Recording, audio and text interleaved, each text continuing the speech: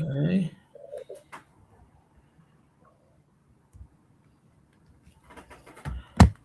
Okay.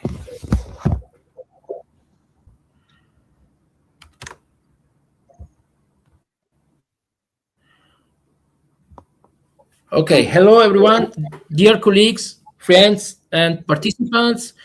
I welcome you to this international gathering dedicated to a theme that crosses centuries, continents, and human consciousness.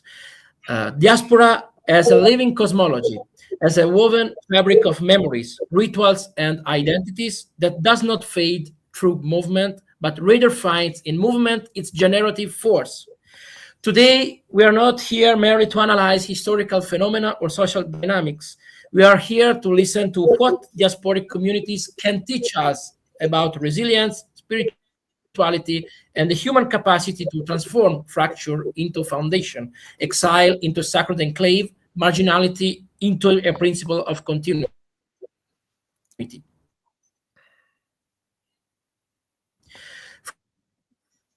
From the shores of the Mediterranean to the Eurasian steppes, we follow memory symbolic systems, even in the most difficult moments of their history. Diaspora, in this perspective, is not a loss. It is an initiatory act. It is a passage that regenerates. It is a way of inhabiting the world without ceasing to belong to an origin. It is the ability to transform every place into a sacred place, every distance into a bridge, every wound into a threshold of meaning.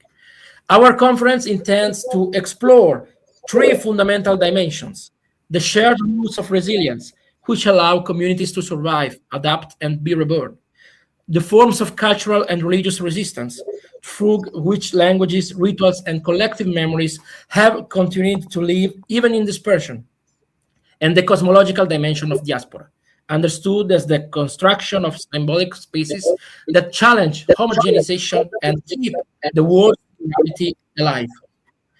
This meeting aims to be an international platform for dialogue, a space where scholars recognize in diaspora not only a condition, but a vital principle, a force of transformation, a laboratory of identity and future.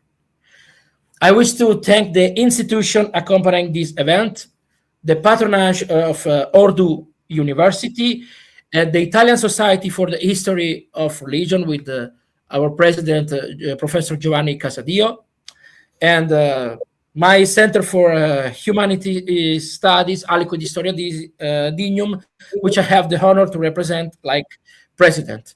To all of you who bring your research, your experiences, and your visions to this gathering, I express my deepest gratitude. May this conference be not only a moment of study, but an act of mutual recognition, a meeting of cosmologists, a further step toward understanding what enables humanity to resist, to remember, and to transform itself. I hereby declare open our conference, Diaspora as Living Cosmology, Sacred Enclaves from the Mediterranean to the Eurasian Steppes. I wish you all fruitful work. So, we have the first one, Professor Francesco Caccamo of University of Chieti. And now I will share your presentation. The Arbrecht Diaspora and the Search for an Albanian Political Program. Please, the floor is yours. Thank you, Professor Camerlengo. When you were introducing today's works, I was wondering whether my presentation is going to be up to the expectations. I must say that I'm going to speak about the Arbrecht minority from southern Italy, the Italo-Albanian minority. But I'm going to examine it through my lens as a scholar of history of Eastern Europe. So I must say mainly in a political perspective. However, I must say that there were some of the terms that you used in introduction that certainly are connected to what I'm going to talk about. When you were speaking about the resilience, the change, how those communities, how the diasporas imagine themselves. Certainly, this is strictly connected with the topic of my presentation. So, if you could just please go to the second image. The Italo-Albanian community was formed through different waves of emigration from the present Albania, Epirus, Greece, to the Italian peninsula. In this image, you can see the present Italo-Albanian Zurab-Bereshe settlements in southern Italy, which are much more reduced in size from what they were at the beginning. In the beginning, it was the Albanian emigration to the Italian peninsula was a much more relevant phenomenon. Today, obviously, through the process of assimilation, emigration, nationalization in the Italian context, these communities have become less important, more narrow than in the past, but they are still meaningful, by the way. In the past, obviously, they had a much bigger impact. So these were different communities that emigrated from, let's say, the lands of present Albania and from other Balkan regions, starting from the mid-15th century and until the end of the 18th century. And this immigration interested also other parts of Italy, the central Italy, northern Italy, but was certainly more meaningful in Sicily and in southern Italy, especially in Calabria. So we are speaking about different waves that basically started with Ottoman conquest of Albania. These people emigrated because of they abandoned the land in front of the Ottoman conquest, but also because of very likely because of economic reasons. I'm sorry. They were moved by new opportunities that they could find in southern Italy, and these communities were throughout time they had developed an important feature. It was we're speaking not only of an ethnic minority, but also of a religious minority, because throughout time they adopted a special version of Christianism. They reached a sort of a compromise with the Catholic Church, and so most of them became Catholics, but were able to preserve the Greek or Byzantine rite, the Greek or Byzantine liturgy. So we are speaking about both a national, ethnic, and religious minority. This is very important, especially in the modern era when the individual was defined much more by religious aspects than by what in modern terms we call national aspects. I must say that my interest in this, actually, if you can move to the second image. This is a picture of one of the smallest Italo-Albanian communities. But it's interesting because it's the one which is the northernmost Italo-Albanian or Arberesce community, which is in Villa Badessa or Badesha, close to Pescara. I'm interested in this community because it's also close to very close to my university, just a few kilometers from my university. And so this is a community that still has the Greek rite or Byzantine rite, that preserves the Byzantine rite in Italy.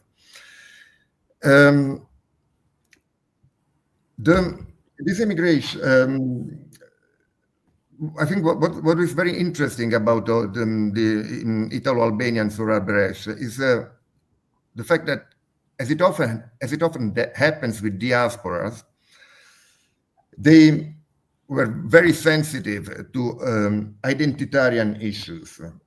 I would say more sensitive than their compatriots that had remained in the originary lands on the other side of the Adriatic or the Ionian Seas. So they started very early to reflect about what differentiated them, both from the Italian populations from which they were surrounded in the new environment in the Italian peninsula, and also from the Greek element with which they ran the risk of being confused. They ran this risk because of the Greek rite. We have to keep in mind that in the modern age, the Albanians were almost unknown. On the contrary, the Greek myth had preserved its impact and impressed the imagination of the Italian people. So these Arberesce communities, because of the Greek rite, had ran the risk of being confused with Greeks, not by chance. Let's say we can say that the most important community in Sicily was called until 1941 was called the Piana dei Greci.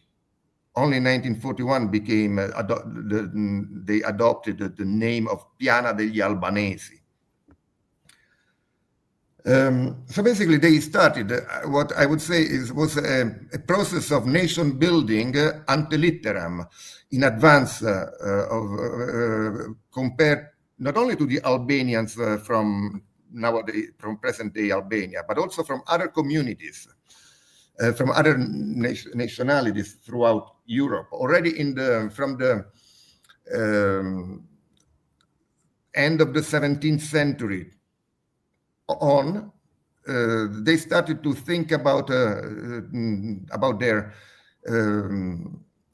literature, about their language, to develop their version of the Albanian language, to preserve their traditions, their poems, their folklore.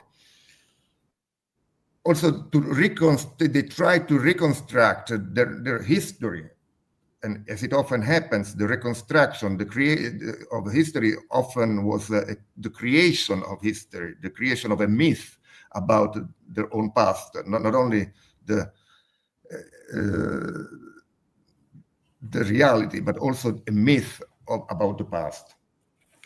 I want to mention just one name. For example, Pietro Pompilio Rodotà, who was a Catholic clergyman, who wrote at the end of the 18th century a massive work in 3 tomes on the origins, development, and present situation of the Greek rite in Italy.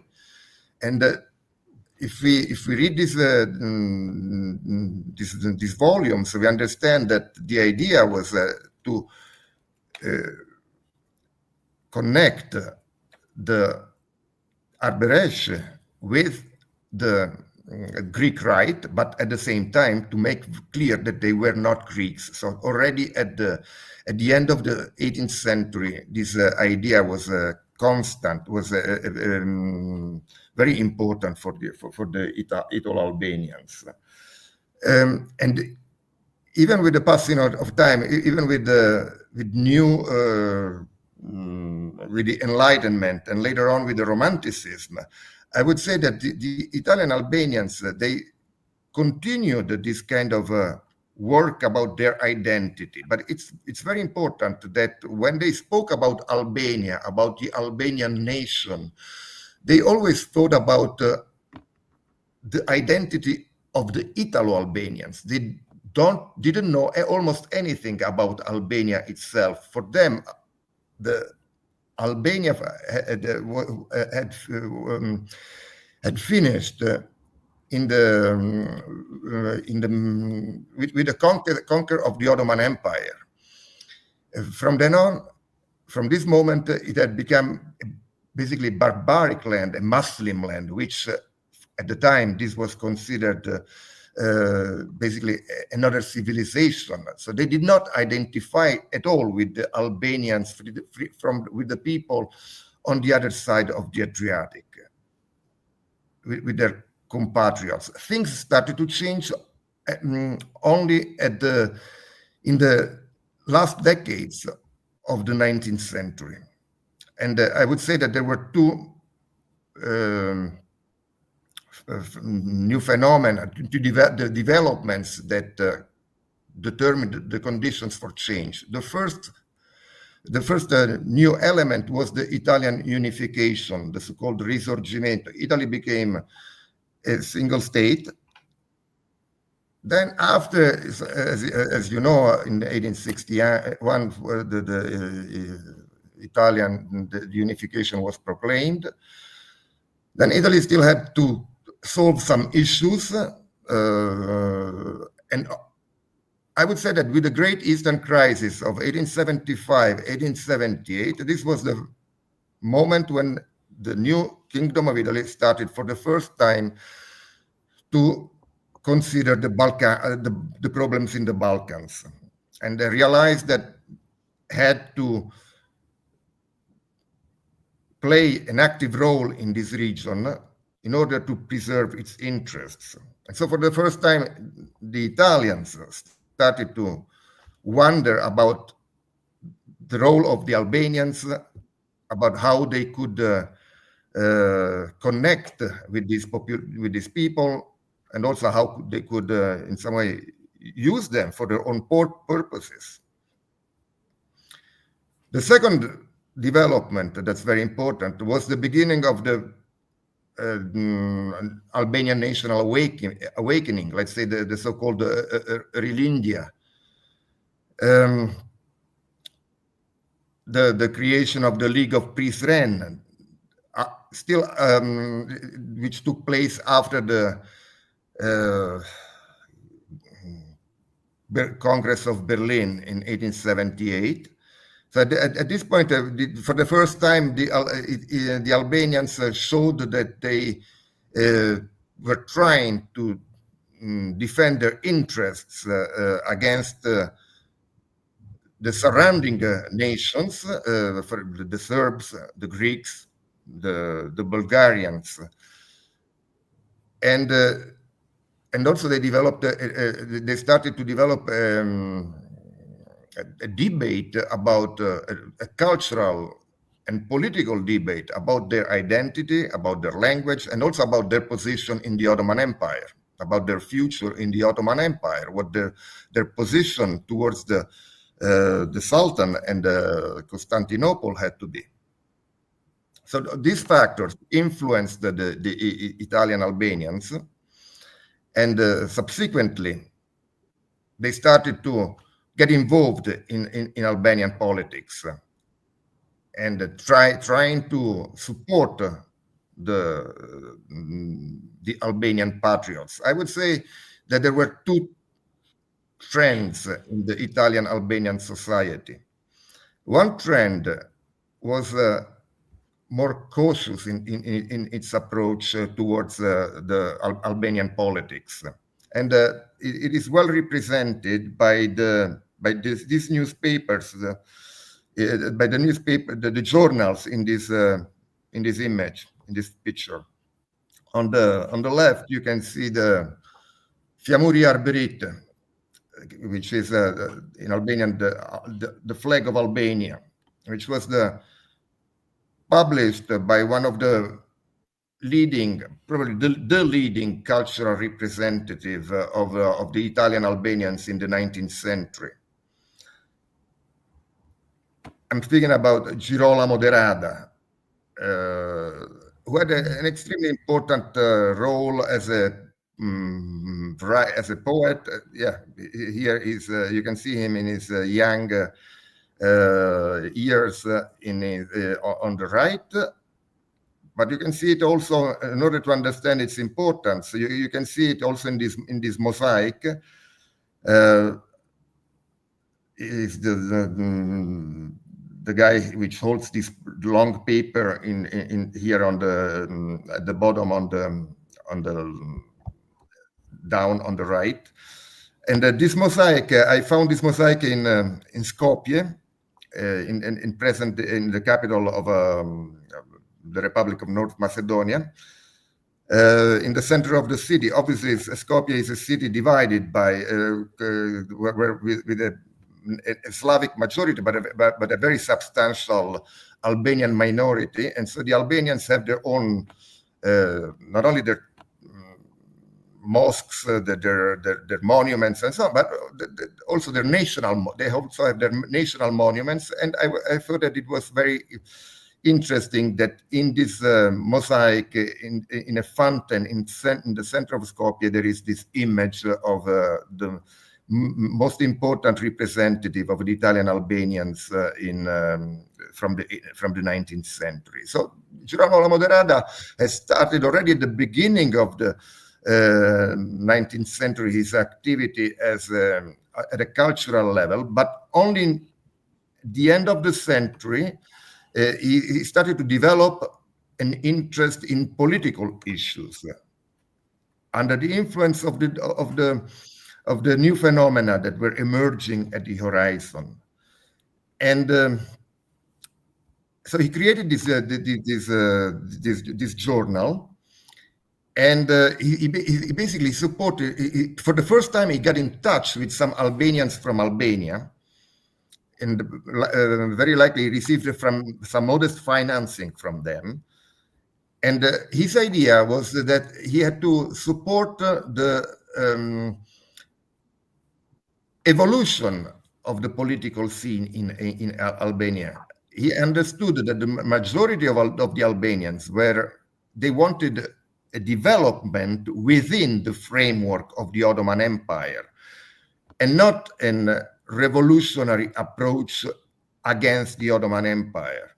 He understood that, at least for the moment, the majority of the Albanian patriots preferred a development within the Ottoman Empire, which was considered to be the best scenario in order to develop culturally, politically, and to be defended against the aggressive aims of the neighboring countries.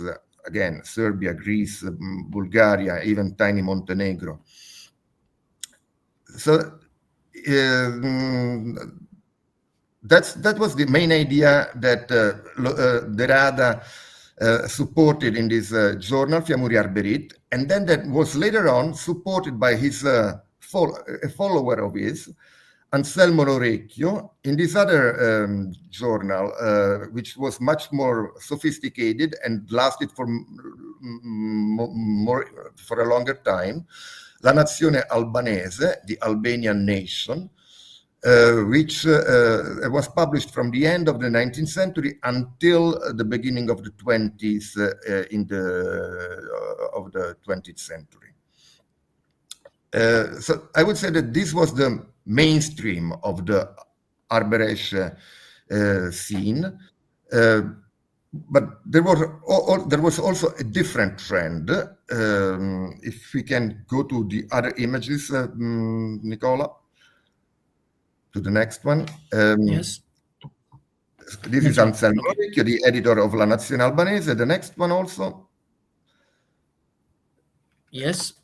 There were also more radical elements, usually among the younger generations who were closer to the revolutionaries' ideals, that were deeply influenced by the way in which the Italian unification had developed through a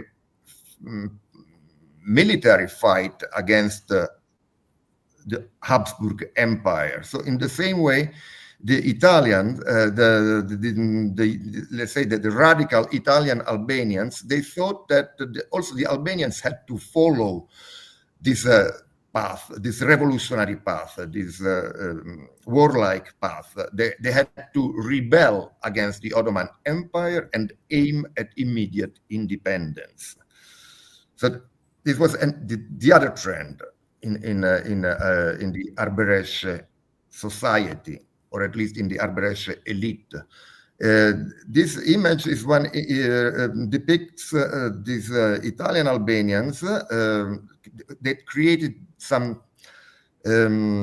committees pro-Albania, meaning pro-Albanian independence. And you can see in this, this is, I think, if I'm not wrong, this picture was taken in Piana degli Albanesi, Piana dei Greci at the time. You can see some representatives of the clergy among them. And in the center, here you have Giuseppe Schirò, who was a famous poet, and one of his main works is called the Canti di Battaglia, chants from the fight, meaning that the Albanians had to fight for their independence. Among the representatives of this, if you can go to the last image, the most interesting is a young and until a few years ago almost forgotten personality, this Terenzio Tocci, who had one interesting feature, that he was basically the only Italian Albanian who fought for his, who decided to develop his political ideas, not from the Italian peninsula, but directly from Albania. He already in 1911, during the rebellions that in these last years before the war, the Great War, before the First World War, basically almost every year there were rebellions of the Albanians against the Ottoman Empire, and he moved to Montenegro and then to northern Albania, and convinced the northern Albanian chieftains in the region of Mirdisha to proclaim independence. This was an ephemeral proclamation of independence, didn't have serious consequences, but it was interesting. It was a demonstration of how Tocci was, of the connections that he was developing with the Albanian world. And so there was these two different trends in which were basically these differences were solved. Just a couple of minutes and I'm finishing. They came to an end. This division was overcome with the proclamation of Albanian independence at the end of 1912, and with the creation of an independent Albania.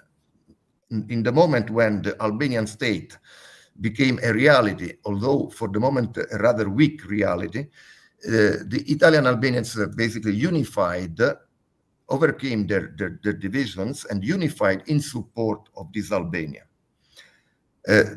But there was a last, the creation of Albania created a new problem for the Italian Albanians. What was the position that their Italian new motherland should have with the old Albanian motherland. And under this point of view, basically all of the Italian Albanians were convinced that the Albanian state, in order to develop and to progress, had to rely on the support and on the protection of the Italian state. And so obviously this created a new problem. The fact the Italian Albanians found themselves unavoidably in a very difficult position, and after World War I, under fascism, with the Italian occupation of Albania, they unavoidably had played an ambiguous role in the relations between and Albania. Basically, they ended with supporting the imperialistic aims of Italy in Albania. I would say that I could add more details, but I think that I went beyond my time, and so I leave the floor. Thank you. Thank you so much, Professor Cacamo. Thank you for your interesting topic, the Albrecht diaspora and the search for an Albanian political program. Thank you so much. It was so interesting. I want to say if someone have questions about the topic at the end of the session, you can ask to Professor Cacamo. And now we have Professor Dr. Mustafa Alij of the University of Erzincan and member of the Caesar Italian Society of History of Religions that will speak about the community in resistance and resurgence, the ethno-cultural revival of Crimean Tatars. Please, Professor Mustafa. Thank you. Thank you very much, Nicola. Thank you very much for tutti. Buonasera a tutti. Benvenuti al online conference. I'm very happy to be with you, my Italian friends, and especially for Nicola, one great power for our sisters. Thank you very much. I want to summarize, and I have a long paper I sent to Nicola, but I will summarize here. Thank you. Okay, you don't have presentation. Okay. Yes. Okay. Yes. But I will I want to speak as abstract, as subtitles. I will give some briefings and will conclude only.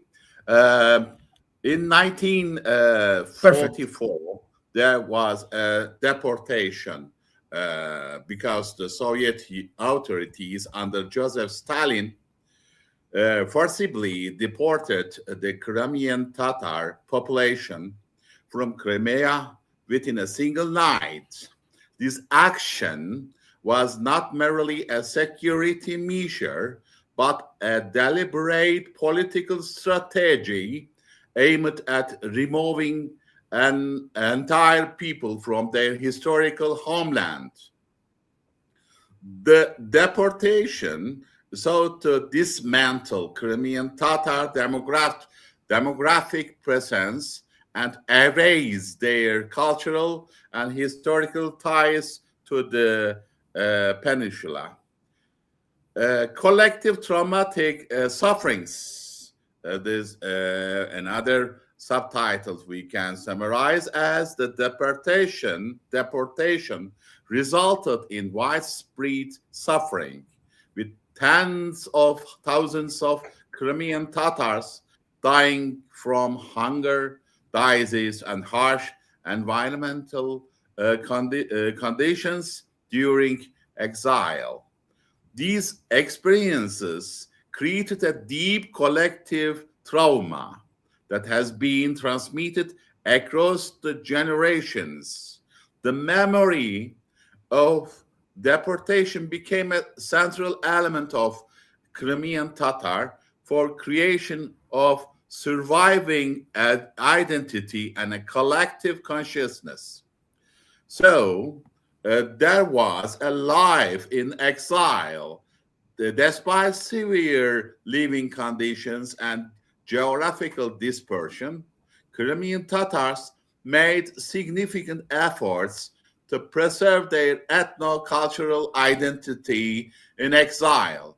Family structures, religious practices, language use, and oral storytelling played a crucial role in maintaining cultural continuity.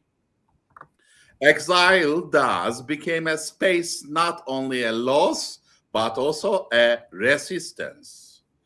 Therefore, there is another subtitle as Myth of Return, a powerful belief in eventual return to Crimea was sustained throughout the years of exile. Older generations framed displacement as temporary and consistently passed this expectation to younger generation throughout this short history. This myth of return functioned as a psychological and cultural mechanism that reinforced identity and collective hope. In the post-Soviet return, there is a collapse, of course, for the Soviet Union, and in this collapse, there has been enabled large-scale return migration to Crimea, beginning in the early 1990s. Approximately 200,000 Crimean Tatars resettled in their homeland. Yet, this process was marked by serious challenges, such as lack of housing, unresolved property rights, and economic marginalization. Return did not signify full restoration, but rather the beginning of a new struggle and another sub-branch struggles. One of them is political organization. During the return process, the Crimean Tatar Majlis or Assemblia emerged as a central political institution representing community interests. The Majlis, this Assemblia, played a significant role in articulating demands for political participation, cultural rights, and legal recognition. It became a key actor in both domestic and international advocacy of the Crimean people. There, another subtitle is language and education. Language laws emerged as one of the most critical issues threatening cultural continuity. In response, national schools, milli mektepler, were established to support mother tongue education. These institutions framed language revitalization not merely as linguistic task, but as a broader cultural and identity-based projects. Cultural resistance has begun because Crimean Tatar resistance should be understood beyond overt political protests. Everyday practices such as speaking the language, maintaining traditions, and affirming symbolic attachments to culture constitute forms of cultural resistance. Through these daily actions, identity boundaries have been continuously repressed in the community. The minority status, despite of this returning to their homeland, Crimean Tatars remained a demographic minority in Crimea. This situation increased the risk of cultural assimilation and marginalization. Minority status shaped both social relations and cultural policies, intensifying the need for protective and revitalizing strategies. Post 2014 repression has been occurred. So Russians' annexation of Crimea in 2014 initiated a renewed phase, a period of repression against Crimean Tatars. Reports document violations such as arbitrary arrest, restrictions on political participation, and limitations on freedom of expression. These developments reinforced historical patterns of persecution. Another subtitle we can choose, ethnocultural resurgence. Despite recurring repression, Crimean Tatar identity has shown remarkable resilience. Symbolic elements, particularly language and collective memory, continue to sustain a sense of belonging even when daily cultural practices weaken. The demonstrators that identity persists through meaning as much as through practices. So, if we conclude, the Crimean Tatar experience illustrates a long-term patterns of ethnocultural resistance shaped by deportation, exile, return, and renewed repression. Identity continue has been maintained through collective memory, symbolic attachments, and institutional efforts such as education. This case offers a powerful example of cultural survival under persistent structure pressure. Thank you very much for listening to me.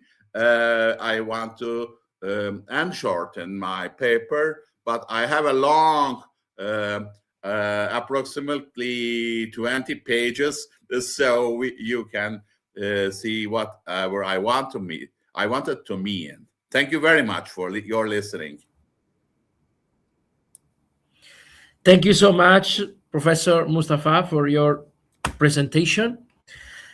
And of course, like Professor Kakamo, if you want to ask something to him and in the end of the session. And now we have the Doctoress Sara Silvestri Di Cicco of Universidad de Salamanca that will speak about Azarajat as sacred enclave, identity, memory, and the diaspora of a mountain people. Please, the floor is yours. Good evening, everyone.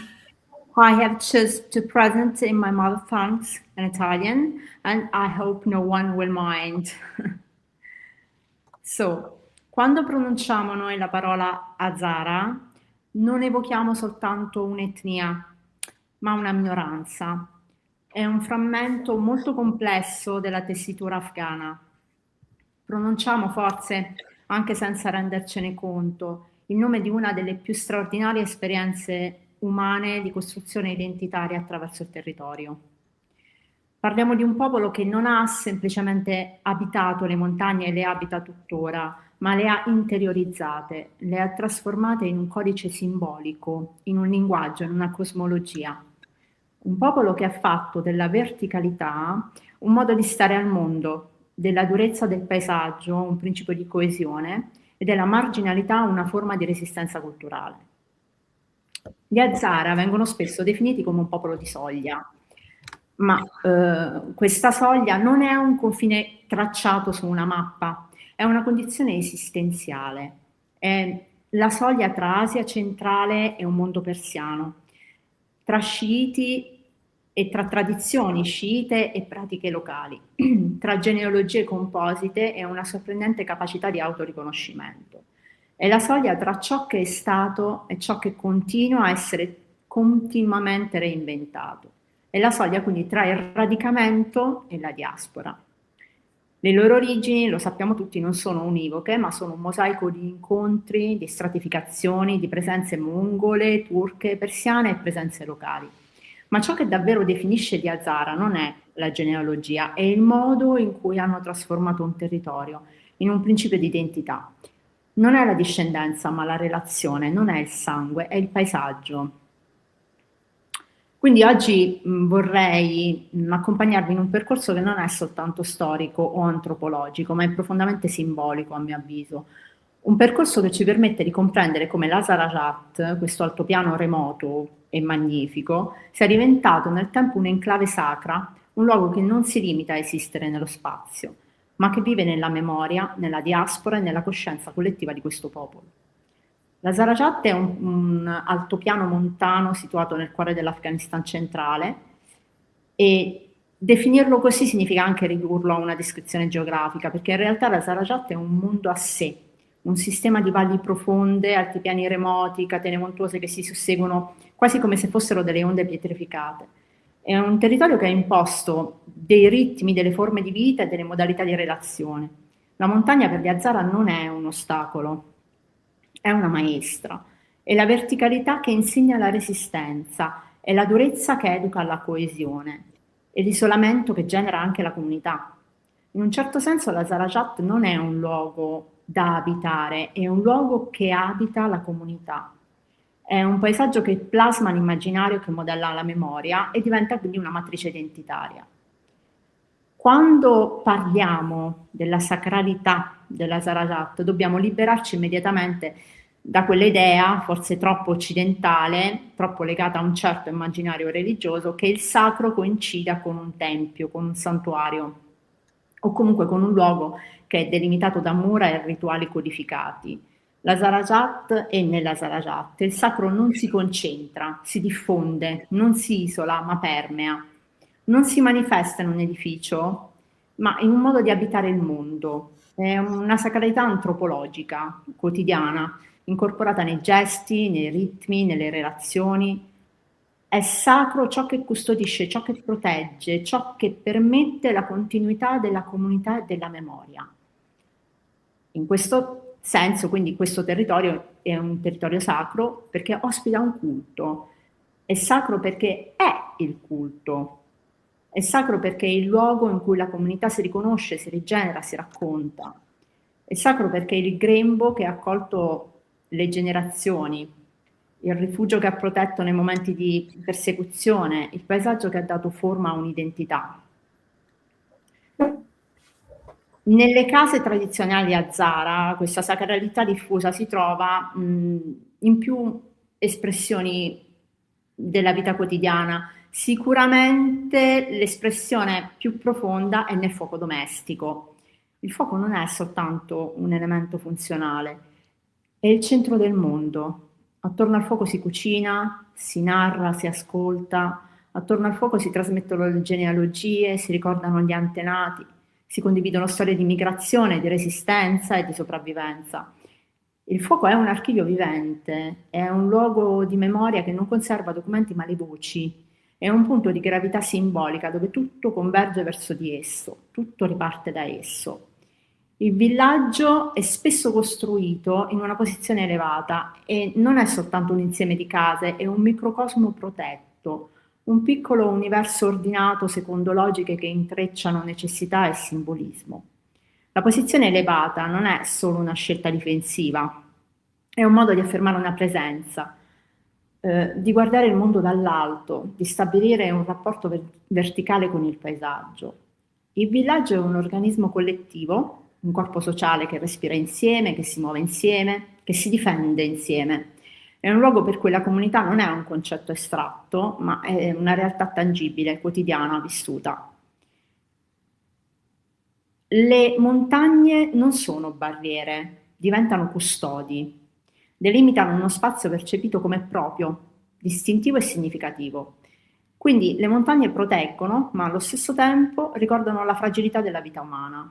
Sono presenze che osservano, che testimoniano e che accompagnano. E sono anche interlocutrici. La montagna è un altare senza tempio, un santuario senza mura. un confine che non separa ma definisce. Quindi fuoco, casa, villaggio, montagna, questi elementi compongono una geografia del sacro che non ha bisogno di templi, perché il templo è già ovunque. E la vita quotidiana è già un rituale. L'abitare però non è un atto neutro, è un atto sacro, è un modo di iscrivere la propria presenza nel mondo, di affermare una continuità e quindi di trasformare lo spazio in memoria.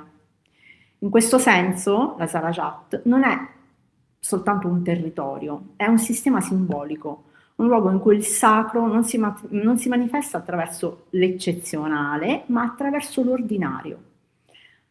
Non attraverso il miracolo, ma attraverso la persistenza. Non attraverso il rito codificato, ma attraverso la ripetizione appunto della quotidianità. La Sarajat è sacro perché è vissuto, è sacro perché è ricordato, è sacro perché è condiviso. Ma questa sacralizzazione non avviene solo attraverso la quotidianità, è anche e forse soprattutto il risultato della storia, una storia che non scorre mai in modo lineare per il popolo azara, ma che si incide nel territorio con una serie di ferite, di fratture, di cicatrici che diventano parte integrante del paesaggio, una storia segnata da persecuzioni, espropriazioni, che ha trasformato la Sarajat in un archivio vivente della sofferenza e della resilienza. Nel XIX secolo affrontano una delle più dure campagne di repressione della loro esistenza. Non si tratta di un semplice conflitto politico, di una disputa territoriale, è proprio un tentativo sistematico di spezzare una comunità, di cancellarne la presenza e di dissolverne totalmente la coesione.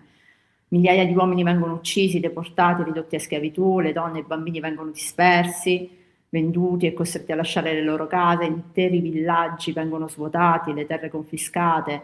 È un trauma collettivo che non si limita a colpire i corpi, ma che colpisce la memoria, la continuità, la possibilità stessa di immaginare un futuro. In questo contesto, la montagna assume un ruolo che va oltre la geografia, diventa rifugio, ma anche testimone. Diventa compagna di fuga, ma anche custode di ciò che resta. È sulle alture che gli Hazara trovano protezione quando le pianure diventano luoghi di pericolo. È nei passi montani che si consumano le fughe disperate, le resistenze improvvisate e i tentativi di sopravvivenza, e nelle valli più remote, quelle che solo chi conosce intimamente il territorio può raggiungere, che la comunità riesce a preservare frammenti della propria vita, della propria lingua e dei propri rituali. Ed è anche un rifugio simbolico la montagna, è il luogo in cui la comunità si ritrae per proteggere ciò che è l'essenziale. È un altare naturale in cui si deposita la memoria del trauma. Quindi la Sarajat non è più soltanto un luogo di origine, diventa il luogo della sopravvivenza ora. Non è più soltanto il passaggio della quotidianità, diventa il passaggio della resistenza. Ogni valle diventa un ricordo, un luogo in cui qualcuno si è nascosto, in cui la famiglia ha trovato riparo, in cui la comunità ha ricominciato. Ogni altopiano diventa un testimone, un punto da cui si osserva l'arrivo dei soldati, un luogo in cui si decideva se fuggire o resistere. Quindi ogni montagna diventa un monumento, non un monumento costruito dall'uomo, ma un monumento naturale che conserva la memoria di ciò che è accaduto, che ricorda la fragilità e la forza, la perdita e la continuità. Il passaggio diventa testimonianza. La Sarajat diventa un luogo in cui il trauma non è solo ricordato, ma è iscritto nella terra stessa, trasformando il territorio in una sorta di mappa emotiva. E così paradossalmente ciò che avrebbe potuto spezzare la comunità finisce per rafforzarla. La persecuzione non cancella l'identità azara, la intensifica, la dispersione non dissolve la memoria, la radica ancora più profondamente nel territorio. La violenza non distrugge la Sarajat, la trasfigura in un luogo sacro. La Sarajat diventa in questo senso un santuario della memoria. Nel corso del XX e del XXI secolo, la diaspora azara si dispiega come un movimento lento ma inesorabile, una corrente umana che dal cuore montano dell'Afghanistan si irradia verso l'Iran, il Pakistan, l'Asia centrale, il Medio Oriente, l'Europa e anche l'Australia. Non è una diaspora uniforme, è fatta di ondate, di fughe improvvise, di partenze mediate, di migrazioni forzate, spostamenti volontari, di esili che diventano permanenze e di ritorni che restano solo immaginari. Eppure questa dispersione geografica, all'interno di questa dispersione geografica accade qualcosa di sorprendente. La Zarajat non scompare, non si dissolve, non si indebolisce, al contrario si trasforma. Diventa un luogo interiore, un orizzonte simbolico che accompagna chi parte. Quindi non è più un territorio fisico, ma è un paesaggio mentale, un punto di riferimento emotivo, una bussola identitaria. Nella comunità hazara sparsa per il mondo è fondamentale la lingua hazaraji. Diventa un filo che tiene insieme generazioni e distanze. Parlare hazaraji non è soltanto comunicare, ma è ricordare e mantenere vivo un ritmo, un suono, una cadenza che appartiene alle montagne. È un modo di dire noi anche quando il noi è disperso su continenti diversi. Allo stesso modo i rituali domestici, la preparazione del cibo, la disposizione degli spazi, la gestione del fuoco, le narrazioni serali, ricostruiscono frammenti dell'enclave originaria. Ogni casa hazara nel mondo diventa un piccolo Zarajat, un microcosmo che riproduce in scala ridotta la geografia affettiva dell'altopiano. Le narrazioni familiari svolgono un ruolo fondamentale in questo processo. Raccontare la Zarajat non significa solo raccontare un luogo, significa ricostruirlo, significa ridargli forma attraverso le parole, attraverso le storie degli antenati, di villaggi perduti, di montagne attraversate e di ritorni mancati soprattutto. Quindi la memoria diventa anche un atto creativo, non si limita a conservare ma reinventa, ricostruisce e orienta il presente. In questo modo la Zarajat diventa un principio di continuità, un modo per riconoscersi e per ritrovarsi e per mantenere un legame con ciò che è stato e con ciò che continua a essere. La diaspora non cancella l'enclave sacra, la moltiplica. Ogni famiglia hazara porta con sé un frammento dell'altopiano e la Zarajat non è più un unico territorio, è una costellazione di luoghi interiori, di case, di comunità, di memorie che si rispecchiano l'una dentro l'altra. Ogni gesto quotidiano diventa un ponte con la montagna. Preparare un piatto tradizionale, raccontare una storia o anche solo pronunciare una parola hazaraji celebra una ricorrenza, ricorda un antenato. La diaspora dunque non è una frattura, è una metamorfosi e non è una perdita, è una trasfigurazione, non è un allontanamento, è un'espansione. La Zarajat non si riduce, si dilata, non si indebolisce, si diffonde. E la Zarajat nella diaspora non è più un luogo da raggiungere, è un luogo da custodire, non è più un luogo, un territorio da abitare, è un territorio che abita. Quindi questa terra funziona come una cosmologia vivente, un sistema simbolico che non si limita a raccontare l'origine di un popolo, ma che continua a generare significato e a produrre orientamento, a offrire un asse attorno a cui ruota l'identità di questo popolo. Non è un mito statico, cristallizzato in un passato remoto, è un organismo dinamico ed è capace di adattarsi, di trasformare e di accompagnare la comunità anche quando le condizioni storiche e geografiche cambiano radicalmente. La dispersione, ripeto, non dissolve l'identità, la rigenera. Gli Hazara, a mio avviso, mostrano, forse come pochi popoli, come la marginalità possa essere trasformata in energia culturale e la storia, segnata da persecuzioni, dispersioni, non si traduce in un'identità frammentaria, ma in un'identità in movimento, capace di reinventarsi senza mai perdere il proprio nucleo. La Zarajat è un centro che non ha bisogno di essere raggiunto per essere efficace, basta ricordarlo, basta nominarlo, basta ricostruirlo nei gesti quotidiani. È un centro che non si impone dall'alto, ma che emerge dal basso, dalla vita vissuta, dalla memoria condivisa e dalla capacità di trasformare la sofferenza in continuità. E forse alla fine ciò che la Zarajat ci insegna non è soltanto la memoria di un territorio, ma la forma stessa di un modo di esistere nel mondo, un luogo che continua a vivere non perché è preservato dall'isolamento, ma perché continuamente ricreato da chi lo porta dentro di sé. Nella diaspora gli Hazara non cercano di ricostruire la montagna, ne custodiscono l'eco, non tentano di riprodurre l'altopiano, ma ne mantengono la verticalità interiore, quella capacità di restare saldi anche quando il terreno sotto i piedi cambia. Così la Zarajat sopravvive come un paesaggio mentale, come un orientamento silenzioso, come una promessa di continuità. È un luogo che non si perde perché non coincide più con un confine, ma con un gesto, un ricordo e una voce che attraversa le generazioni. La Zarajat allora non è soltanto ciò che gli Hazara hanno lasciato, è ciò che continua a camminare con loro ovunque vadano. Grazie per avermi ascoltato.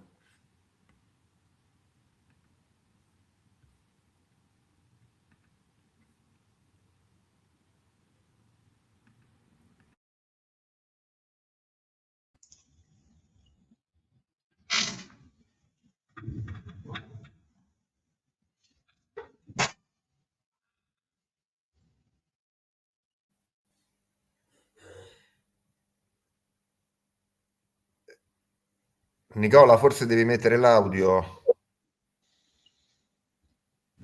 No, io ho finito in realtà. Scusate.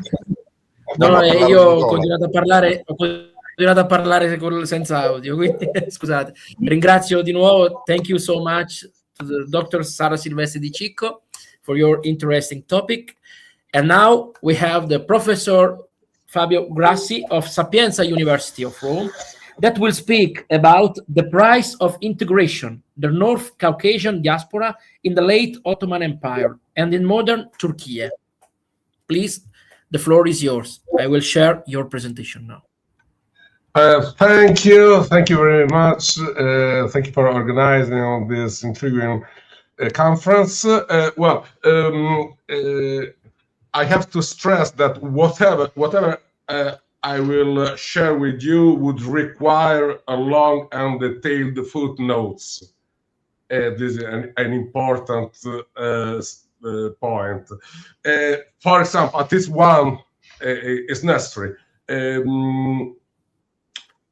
Sociologically, the North Caucasian diaspora includes some communities that geographically used to live in the southern western side of the Caucasus, whereas it does not include many other peoples of the southern side of the Caucasus. So there is a geographical divide, but a much more important sociological divide. The diaspora we are focusing on is the diaspora of the formerly stateless native populations of the Caucasus, the populations that, for example, the Russians used to call the mountaineer peoples. And they are the heirs, this diaspora is the heir of very, very sorrowful events. 1763 is the date usually given as the start of the Caucasus Wars. It can be assumed as a correct date. Obviously, it is also a conventional date. For sure, in the second half of 18th century, the great pressure, the great expansion of the Tsarist Empire towards the Caucasus started. The primary goal were the fertile lands of the southern Caucasus. These lands were had been for millennia part of the agriculture civilization. I refer to roughly to the lands now belonging to the better part of Georgia, Armenia, and Azerbaijan. However, so to get these lands, the Tsarist militias, the Tsarist explorers, the Tsarist governors started fighting with the native stateless populations of the other areas of the Caucasus. And these peoples had at the time recently adopted Islam in different ways and at a different degree. For example, it's relevant that the Islamization of the northeastern peoples of the Caucasus was stronger than the Islamization of the northwestern populations. Naturally, this Islamization covered a long-rooted, strong patrimony of ancestral beliefs and traditions. Starting from the last decades of the 18th century, this expansion, this Russian expansion, brought about dramatic consequences and even genocidary politics. Formally, the Caucasus Wars ended in 1864 with the massive murder, slaughter, killing, and expulsion of the vast majority of the northwestern communities. And in the diaspora, these northwestern communities, normally known as Circassians, whereas their own name is Adige, just a moment, became the golden share of the diaspora. A diaspora in the Ottoman lands, because the survivors mostly got and were settled in the Ottoman lands. And very often they followed the Ottoman Empire in its territorial retreat. It means that many refugees were refugees twice or even 3 times, especially the refugees who had been settled in the Balkans.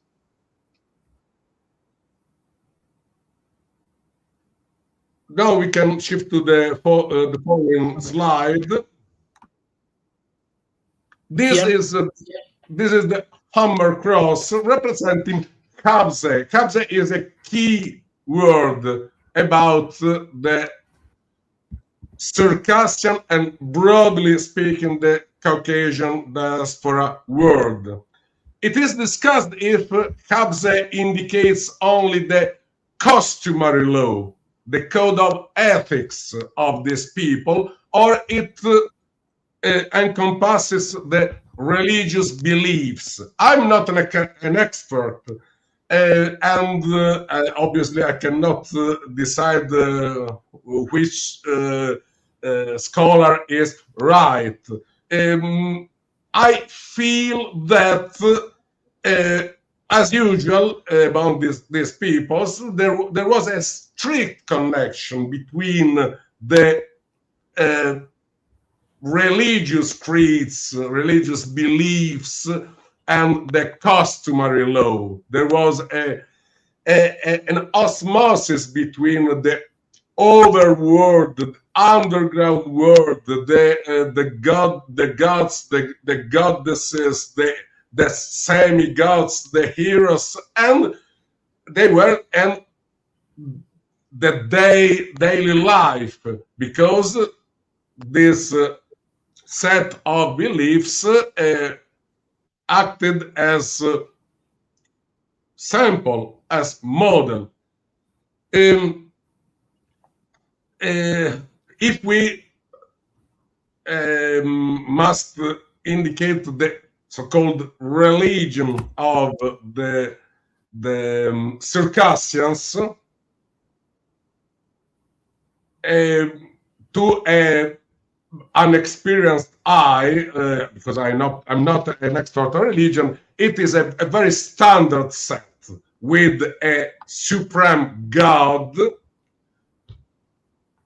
many different secondary gods and half gods, and for example, a very popular figure, the figure of Nart. The Nart is the supernatural hero, and fundamentally a human being, but with supernatural powers and capable of incredible deeds. Let me remind that my teacher of Turkish language and literature used to say, all the religions are monotheistic religions.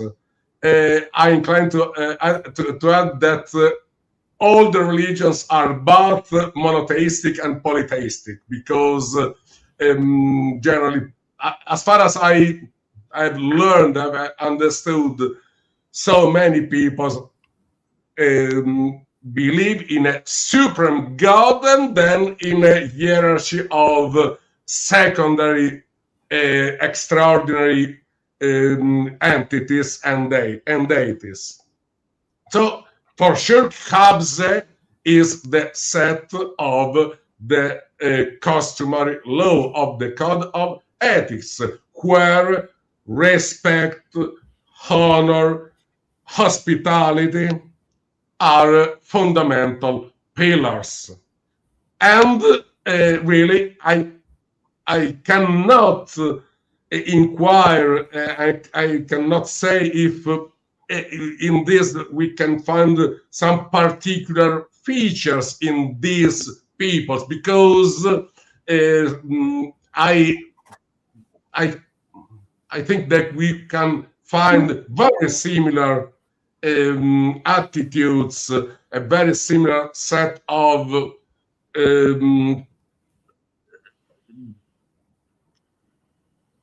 codes, for example, among the Albanians, because such communities in such territories probably developed similar values and way of behaving. They lived in mostly mountain territories, in a very harsh environment, and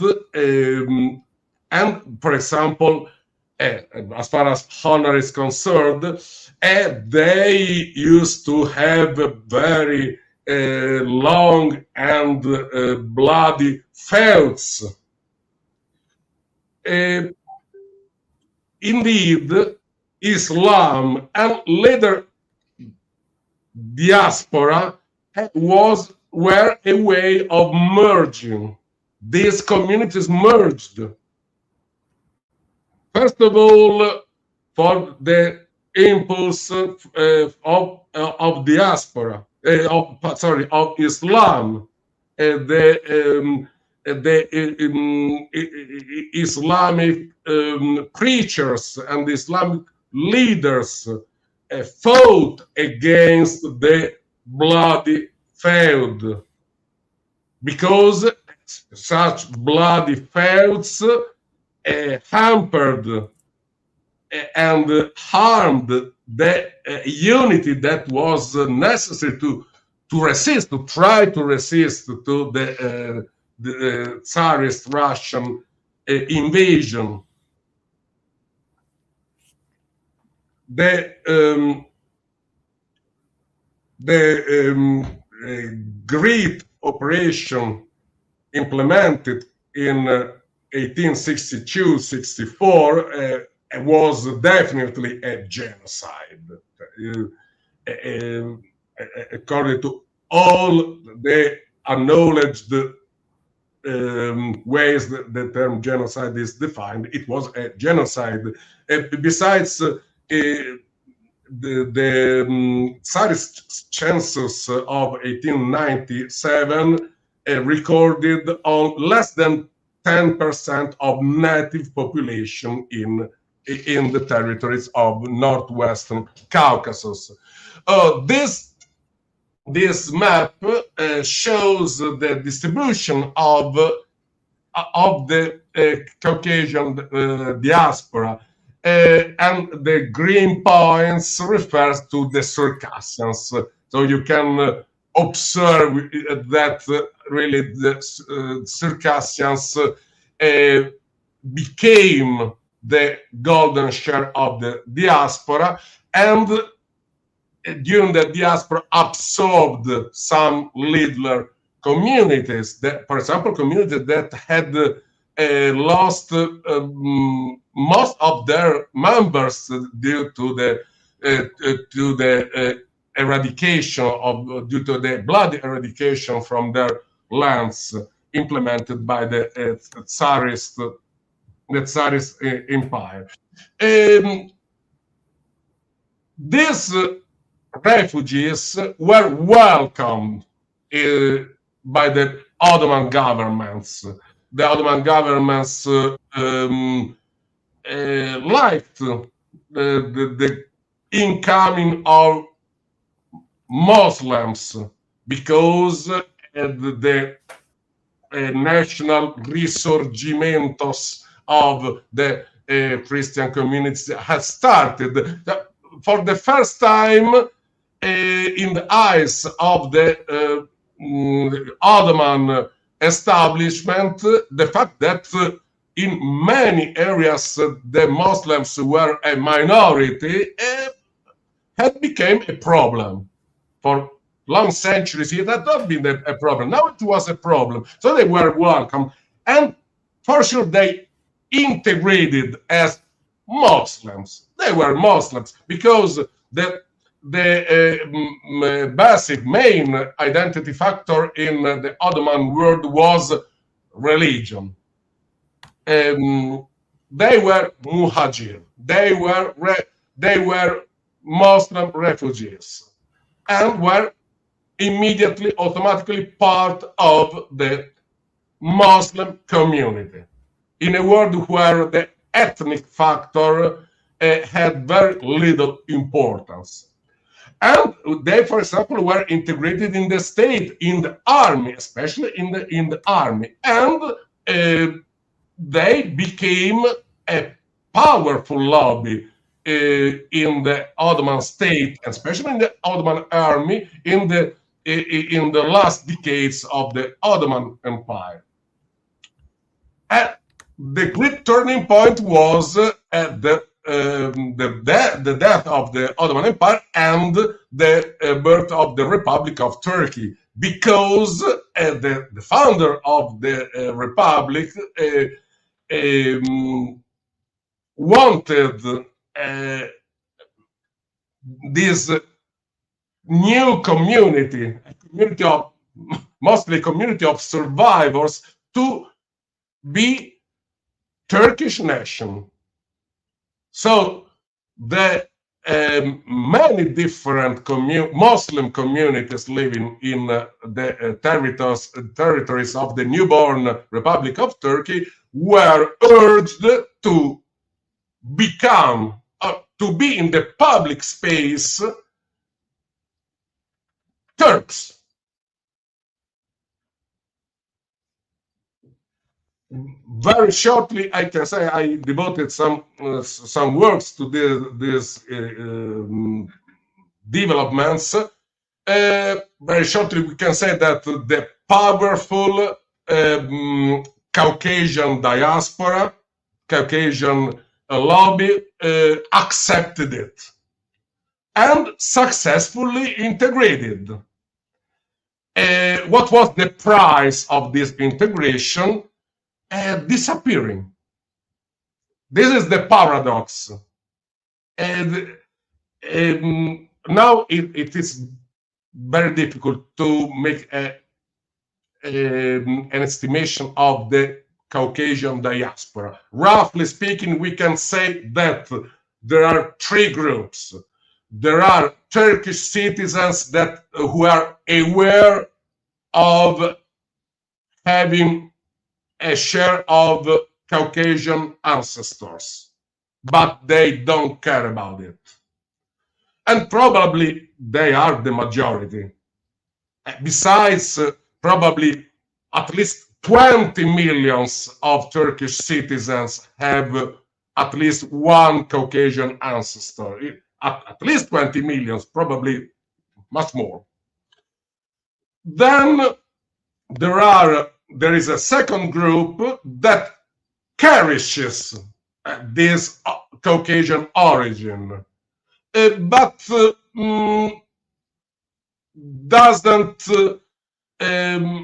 drive this particular consciousness in the public space, and on practical grounds acts as a normal, in brackets, normal Turkish citizen and part of the Turkish nation.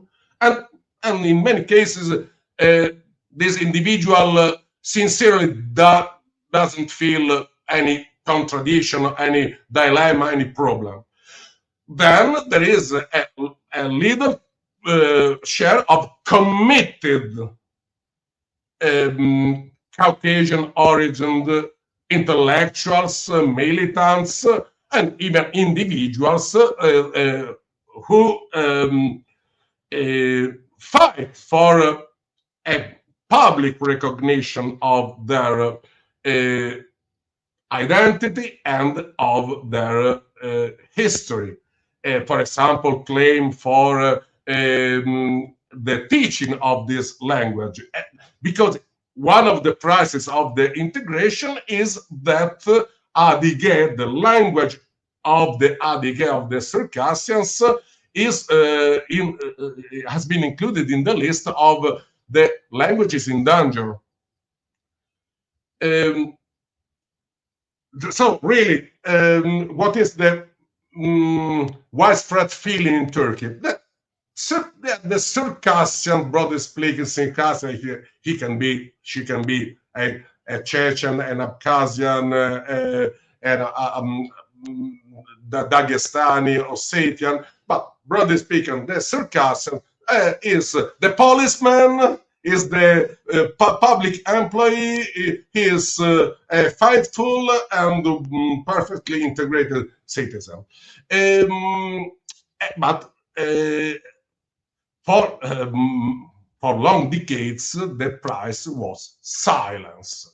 These people was severely urged not to reveal their identity. Now there is a group of committed Circassian. Now we are showing a picture that I checked in Istanbul. I am the author of the picture.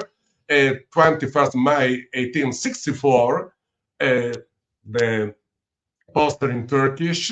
We have not forgotten, and we will not. We will never forget. We will never let it be forgotten. What the Circassian genocide. The 21st of May is the date when not only the Adige, but generally the whole of the Caucasian diaspora commemorates the tragedy that occurred in these lands in 1862, 1864. And the tragedy went on because the migration, the exodus towards the Ottoman lands was a tragic exodus. And even in the Ottoman lands, obviously, many people perished due to diseases, to famine, and so on. This is a picture the same day showing two committed Circassian friends of mine and some traditional clothes. But well, let me say the thin man on my left is a prominent, committed Circassian intellectual, Yalchin Karadash. And for example, what is one of the signals of affirmation of identity? That, for example, to put in the public space the actual old Circassian name, Yalchin Karadash, sometimes together with his official Turkish name, the name he brings out the documents, uses his actual Circassian name, Anzor Keref. And he argues that the Circassians had a standard name, family name set. Before that, the Republic of Turkey imposed this standard set in 1934.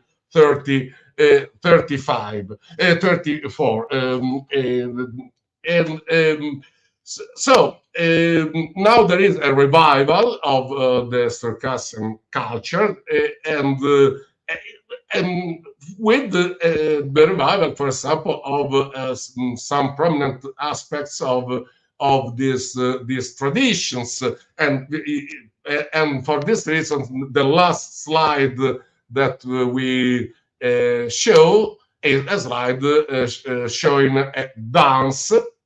Because really, obviously, for a people that could not build great buildings, dance was a very important, is a very important form of art. The Circassians and the Caucasian diaspora have survived in the Ottoman lands. And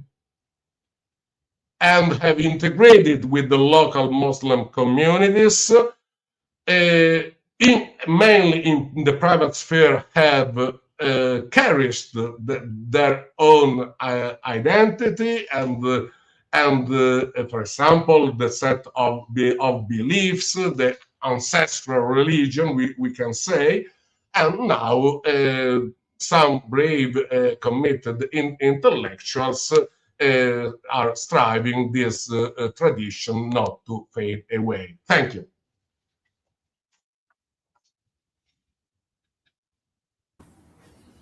Thank you so much, dear professor, for your interesting interview and topic.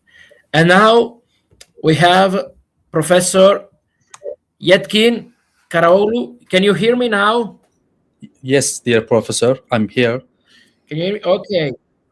Now we have Professor Yetkin Karaoğlu that will speak about the sacred enclaves in motion, Uyghur ritual memory, pilgrimage practices, and the formation of neo-diasporic identity in Japan. Please, the floor is yours. Professor Yetkin Karaoğlu of University of Ordu. Please. Yes, thank you so much, dear professor. First of all, I'm so glad to be here with you, dear professors. And the presentation will be shared in the screen. Professor yes, Nicola, I have here yes, presentation. Yes. Thank you so much. Distinguished colleges, dear participants, it's a great pleasure to present these subjects which examines the historical formation and the contemporary dynamics of the Uyghur diaspora in Japan from a long-term interdisciplinary perspective. My central argument is that the Uyghur presence in Japan cannot be adequately understood through demographic data or migration statistic alone. Rather, it should be analyzed as a historically layered diasporic progress shaped by memory, representation, trauma, and ethical claims. To conceptualize this process, I employed the analytical framework of diaspora as living cosmology, a perspective that allows us to understand diaspora not merely as a displacement, but as a dynamic system of meaning throughout which past, present, and future are continuously rearticulated. The next slide, please, Professor. Oh, yes. The second. Okay, thank you. I will present this subject as a 4-section, dear professors. Section 1, per-diasporic representations and the formation of the symbolic space. Yes, before any significant Uyghur migration to Japan occurred, the foundations of Uyghur-Japanese interaction had already been laid at the level of ideas, representations, and geopolitical imagination. Classical diaspora studies often overlook such periods because they present physical migration. However, I argue that this phase constitutes a crucial per-diasporic moment, during which the symbolic and epistemic conditions for later diaspora formation were actively produced. The next slide, Professor. From the 19th century onward, Japan's engagement with Asia intensified alongside modernization and imperial expansion. Within the Pan-Asianist thought, Central Asia and the Eastern Turkestan in particular entered Japan's intellectual horizon as a liminal space passionate between East Asia, the Islamic world, and the Turkish cultural sphere. The next slide, please. In Japanese academic and political writings of this period, Uyghurs appeared largely as objects of the knowledge rather than as living social actors. They were framed as remnants of the ancient Turkish civilization, sources of linguistic data, or carriers of Buddhist and Islamic heritage. This mode of representation reflects a broader Orientalist tendency to historicize and depoliticize living communities. The next slide, please. Japanese Orientalism, however, differed from its European counterparts in one important respect. It was embedded within Pan-Asianist ideology. Uyghurs were sometimes portrayed as culturally kindred Asians, sharing a common destiny with Japan. Yet, even within these seemingly sympathetic narratives, Uyghurs remained interpreted rather than self-representing subjects. The next slide. From a diasporic perspective, this period is significant because it shows that diaspora formation begins not only with migration, but with the period construction of the symbolic spaces. Long before Uyghurs arrived in Japan, Japan had already became a site of knowledge production about Eastern Turkestan. These representations shaped the discursive environment into which later Uyghur migrants would enter. The next slide, please. Dear professors, about the section 2. The Cold War era, silence and structural invisibility. I'm sorry. The Cold War period represents a prolonged phase of silence and invisibility for Uyghurs in Japan. Following the normalization of diplomatic relations between Japan and the People's Republic of China in 1972, issues concerning ethnic minorities in China, including Uyghurs, became politically sensitive and were largely excluded from the public discourse. The next slide. During this period, the Uyghur presence in Japan remained numerically small and socially fragmented. Most Uyghurs arrived as individual students, researchers, or asylum seekers rather than through organized migration channels. Lacking institutional support and diasporic infrastructure, they were unable to establish stable community organizations or advocacy networks. The next slide, please. Uyghur identity during this era was largely confined to private sphere. Cultural and religious practices were preserved quietly throughout family memory and the interpersonal networks. In diaspora studies, this condition is often described as a latent and silent diaspora, a community that exists socially but lacks visibility due to external political constraints rather than internal disintegration. Importantly, the silence should not be interpreted as cultural erosion or political indifference. Yes. Rather, it reflects the restrictive geopolitical environment of the Cold War, as scholars such as Robin Cohen and Rogers Brubaker have emphasized diasporic aspirations depends heavily on the political opportunity structures in host societies. Next slide, please. In Cold War Japan, public engagement with Uyghur issues risked diplomatic tension with China and offered little strategic incentive. Consequently, Uyghur identity remained politically inconvenient and discursively mute. Yet, this period also preserved memories and the experience that would later resurface once global conditions changed. Yes, another slide, please. The section 3. Post-1990s transformations, institutionalization, and visibility. The end of the Cold War marked a decisive turning point. The collapse of the Soviet Union and the rise of the global human rights discourse created new opportunities for transnational activism and diasporic visibility. Within this context, the Uyghur issue gradually entered international public debate. Next slide. In Japan, especially, a small but active core diaspora began to emerge. Composed mainly students, academics, and long-term residents, this group played a central role in articulating Uyghur identity despite its limited demographic size. The next slide, please. Diaspora theory, this describes this phase as institutionalization.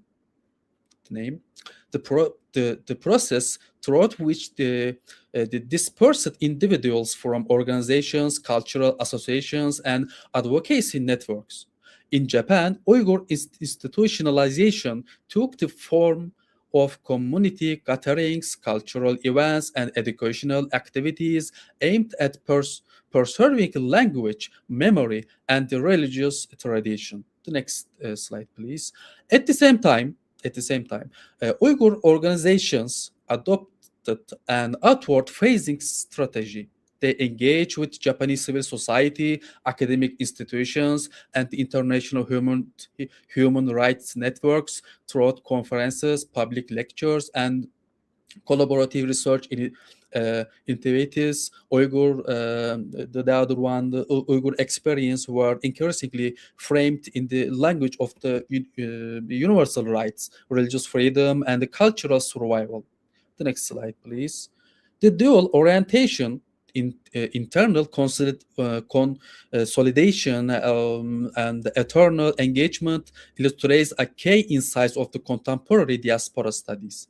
Diasporas are not merely communities of nostalgia, but active producers of political and ethical claims.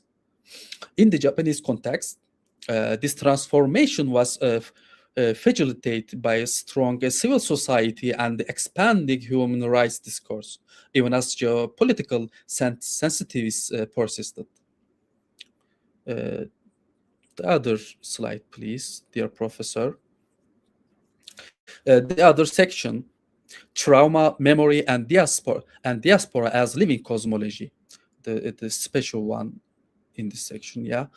In recent years, trauma and testimonial narratives have become central to the Uyghur diaspora self-understanding. Trauma studies emphasize that collective trauma becomes socially meaningful only when it's narrated, shared, and publicly recognized. The other slide. For Uyghurs in Japan, personal experiences such as the loss of family members, surveillance, and the forced separation are increasingly woven into collective narratives of suffering. Throughout the process, individual pain is transformed into a shared moral framework that binds the community together. The other one. To conceptualize this process, I proposed the notion of the diaspora as living cosmology in this matter. In this framework, diaspora functions as a dynamic system of meaning links past trauma, present moral responsibility, and the future-oriented hope. Like religious cosmologies, it organizes experience through ritualized memory and symbolic practice. The other one. In Japan, this living cosmology is reproduced throughout memorial events, academic panels, exhibitions, and testimonial forums. These sites do not merely recall suffering, they actively reconstruct communal identity and articulate ethical claims to external audiences. The other one. Drawing on scholars such as Paul Cornetton and Marian Hirsch, memory here is performative rather than passive. Performative rather than passive, especially. Testimony and the commemoration function as a moral communication, transforming private suffering into a public responsibility. The other one, please. Curiously, this perspective moves us beyond viewing the Uyghur diaspora solely as a victim community. While trauma remains central, it also generates moral agency. The diaspora emerges as an ethical subject that seeks recognition, justice, and the global accountability. The other one, the final section, dear professors, about the consolation, although numerically small, the Uyghur diaspora in Japan offers a theoretically significant case for diaspora studies. It demonstrates that diasporic importance cannot be measured by population size alone. The most important one about this, but by the capacity to generate memory, discourse, and ethical engagement. From pre-diasporic representations to trauma-centered identity formation, this case challenges static understanding of diaspora. Instead, it invites us to conceptualize diaspora as a living cosmology, a continuously evolving structure of meaning shaped by history, memory, and the moral action. Thank you very much. Thank you very much for your attention. Thank you. Thank you so much, Professor Yetkin Karoglu, for your interesting interview. And now we have Professor Hamet Turkan, that of Necmettin Bakan University, that will speak about the settlement of Jewish refugees from Russia in Istanbul in the 19th century. Please, the floor is yours. Thank you so much, dear Can you hear me? Maria. Okay.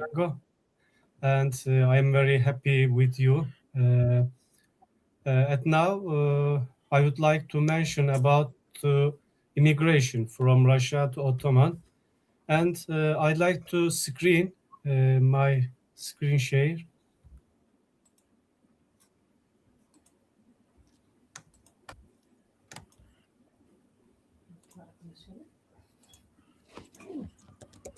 Yes, you can share your presentation. Okay. Down with the television with the crooks in the center. Yeah. Okay. You have. Okay. Can you see? Okay. Now Okay. you. Yes. Yes. Now you have. Okay. Yes. Okay. Thank you again for your opportunity, my presentation. From time to And time. tell me when tell me when I must to follow your slide. You have the control. Okay, please continue, please. Sorry, can you see my presentation? Okay. Yes. I can see. You can follow all the pages. Yes. Okay. You have the control. So continue, please. Sorry. Okay, no problem. Okay. From time to time, there were a lot of migration Ottoman from the other land. Jewish immigration is very important at that time. We know a big immigration, Sultan Beyazıt II, 1492 years, and then another Ottoman Sultan, for example, the Sultan Süleyman. The another name is Magnificent Süleyman. There were a big Jewish immigration and Ottoman land, also in Safed, maybe in Palestinian area. But especially, I will mention about the 19th century Jewish immigration to Ottoman, also settlements, Jewish refugees, district of Ottoman, a lot of Ottoman district, and especially end of the 19th century from Russia to Istanbul. At that time, a lot of immigration Jewish people to Ottoman land. Some of them came to Istanbul. This one, we see 19th century, a lot of migration, for example, in Poland area, Poland land, from Poland to Istanbul. And also at that time, 19th century, there were Italian Jewish congregation in Istanbul, Sultan Abdulaziz time, period of the Sultan Abdulaziz time. And according to the governor of Moldova, the other name is in Ottoman archive is mentioned Bogdan. Eflak Bogdan is frequently mentioned in Ottoman archive documents, and at that time came from Bogdan, Moldova to Istanbul. What is the reasons for the immigration? The reasons for the Jewish immigration were first persecution, religion persecution, and social persecution, and another reason, and obstruction, excessive taxation.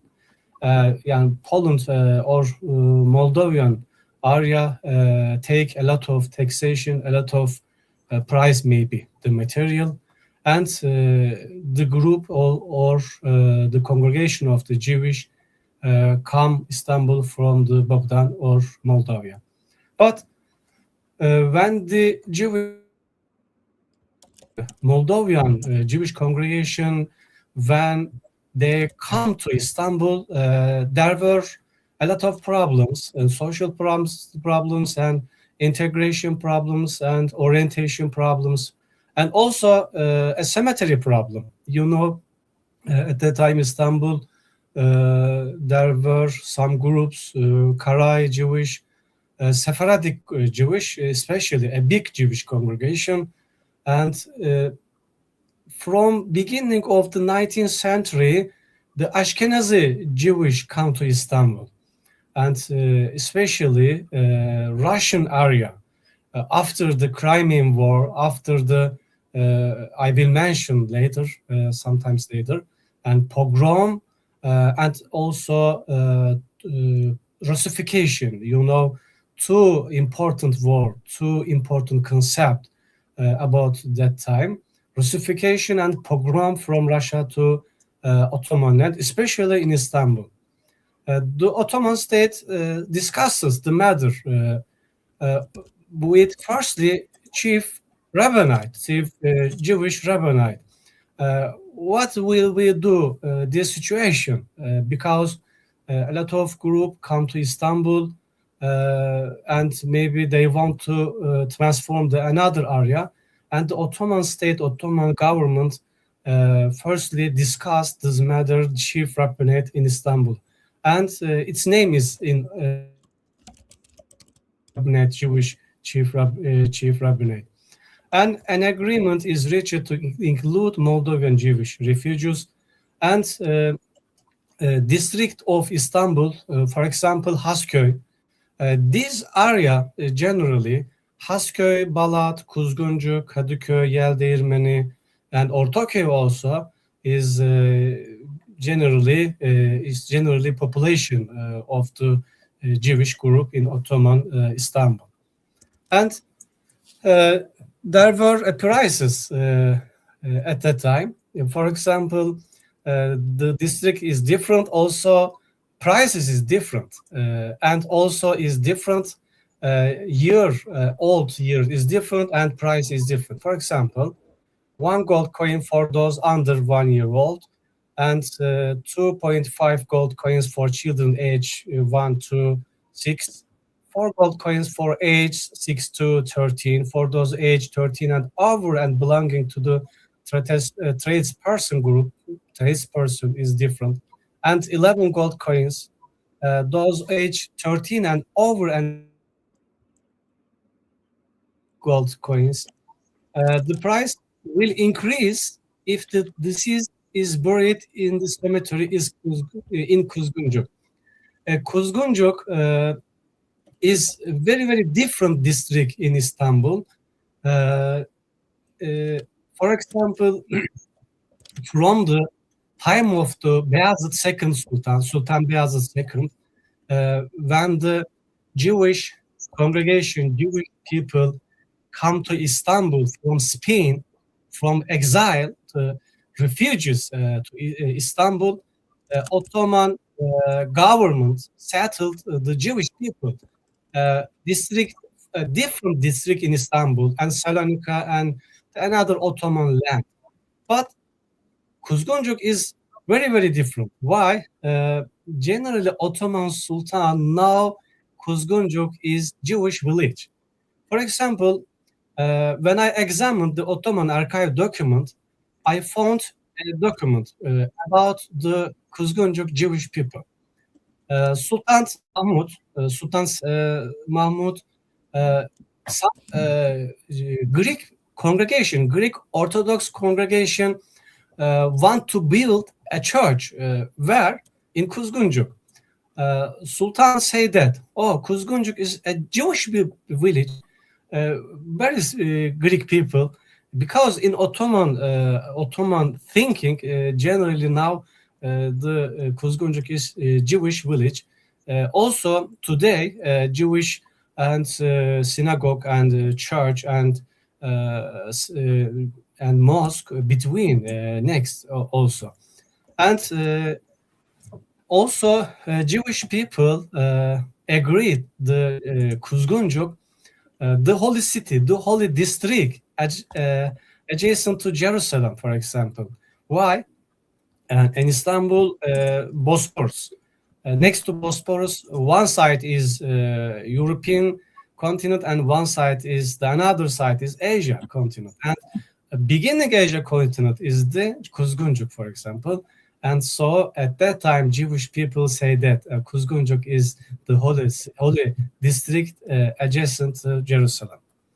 And Jewish migration also after the Crimean War, a lot of Jewish people, Jewish congregation come to Ottoman and also Rumelia district, and some problems also between Greek people and other groups, some social problem and maybe tax problem at that time there were. And also, assassination of Alexander II, 1991, is very, very negative impact of Jewish people from Russian lands. Why? assassination. Alexander was killed, but accused of the Jewish people. But there aren't any concrete evidence. There aren't any concrete evidence to kill the Alexander, Tsar Alexander from Jewish. They don't any concrete evidence, but the Jewish people accused of the assassination at that time. Also, the second word is Russification. Russification is the ideology, maybe also the Tsar Alexander III is Russification is the ideology of the Russian Tsarist Empire, and at that time, maybe in the live in the Russian land at that time, and so Jewish people, Russian government deport Jewish people a lot of area. Some Jewish people want to transfer the Ottoman land at that time, and some of groups come to Istanbul. And from 1881 to 1914 years, maybe 30 years, is 2 million Jewish immigrants come a lot of area from Russia. And this picture is Ottoman archive document.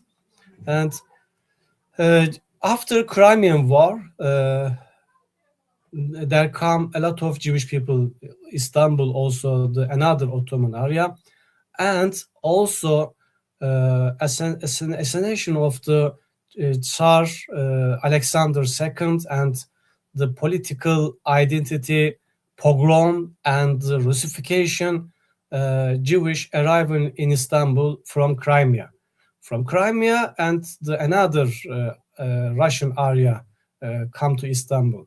They are coming to be settled in another neighborhood, but they are staying in Istanbul. And Ottoman government think about this situation. What will solve this problem? Immigrant Commission. Its name is mentioned in Ottoman document, Muhacirun Commission, Immigrant Commission. Immigrant Commission agreed, and Immigrant Commission agreed this situation. And one side is Jewish rabbinate or Jewish chief rabbinate, and another side is the migration of the Jewish people, and another side is Russian government. So Ottoman government correspond these three groups at that time. And also another Ottoman archive document, and the letter sent to Immigrant Commission or Muhacirun Commission asks whether the arriving migrants have obtained permission from the Russian government. It requests that the St. Petersburg embassy be conducted regarding this matter. The Sevastopol, Sevastopol is mentioned, and also is very, very mentioned in Turkish poets, and Turkish sing is very important. Sevastopol consulate states that it has no information on the subject. A letter sent from the St. Petersburg embassy to Ministry of Foreign Affairs and Ministry of Turkish Foreign Affairs states that Jewish immigrants wish to request permission from Russia. Zodaryom is Jewish people, Jewish newspaper writer. Zodaryom, the director of one of the leading Hebrew newspapers published in St. Petersburg, state in a letter sent to the Grand Vizierate, Sadrazam, Grand Vizierate, that Jewish in Russia wish to immigrate to the Ottoman Empire.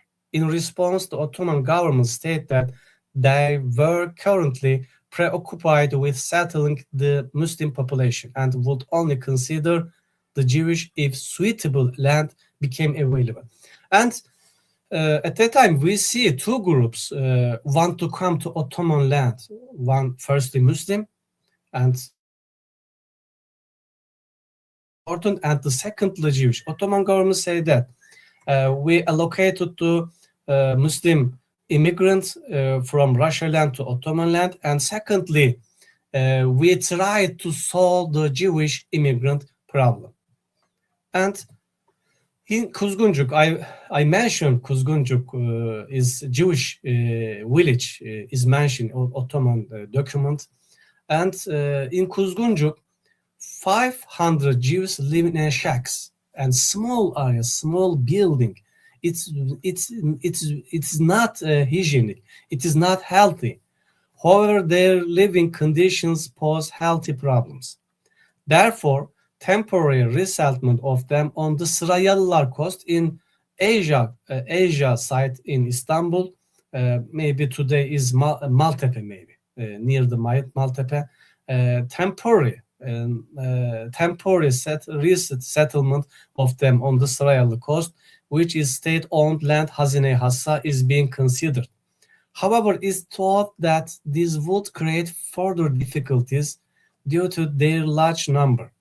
A similar situation exists in Ortaköy.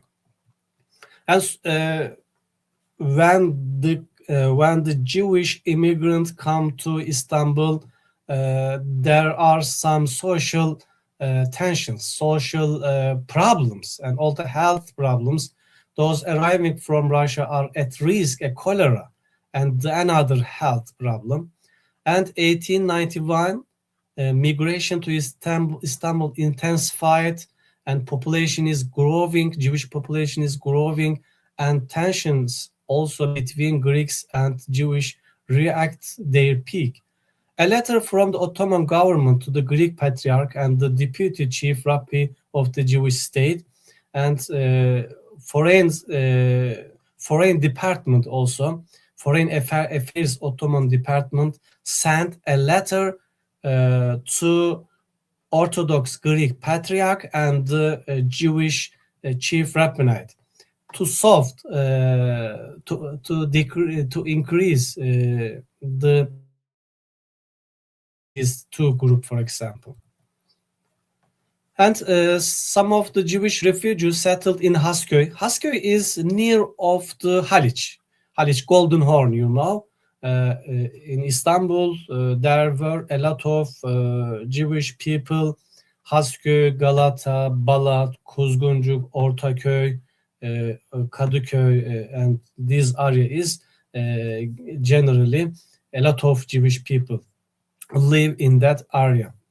And some of the Jewish refugees settled in Hasköy by official authorities. Official Ottoman authorities are being relocated to the Kadıköy and Haydarpaşa areas. Others are being requested to be transferred to Aydın and Salonika provinces. And when the Jewish people come to Istanbul, before some problem, healthy problem, social problem, integration problem, orientation problem, and the Ottoman government think about and try to decide some solution, and to solve the problem. Maybe try to ombudsman this area, this topic, and the government decide these people have to transform another Ottoman area, for example, to Aydın and to Salonika. Yerdeğirmeni settlement also. 90 people are being accommodated in the Jewish school in Yerdeğirmeni. It is governed, this situation, by the Galata Jewish Society. The Galata Jewish Society also tried to solve this problem. Stampede is occurring. There are additional refugees arriving. People are complaining. Health problems are occurring. And the Committee for Immigrations and Jewish Community are discussing communication and the issue of relocation.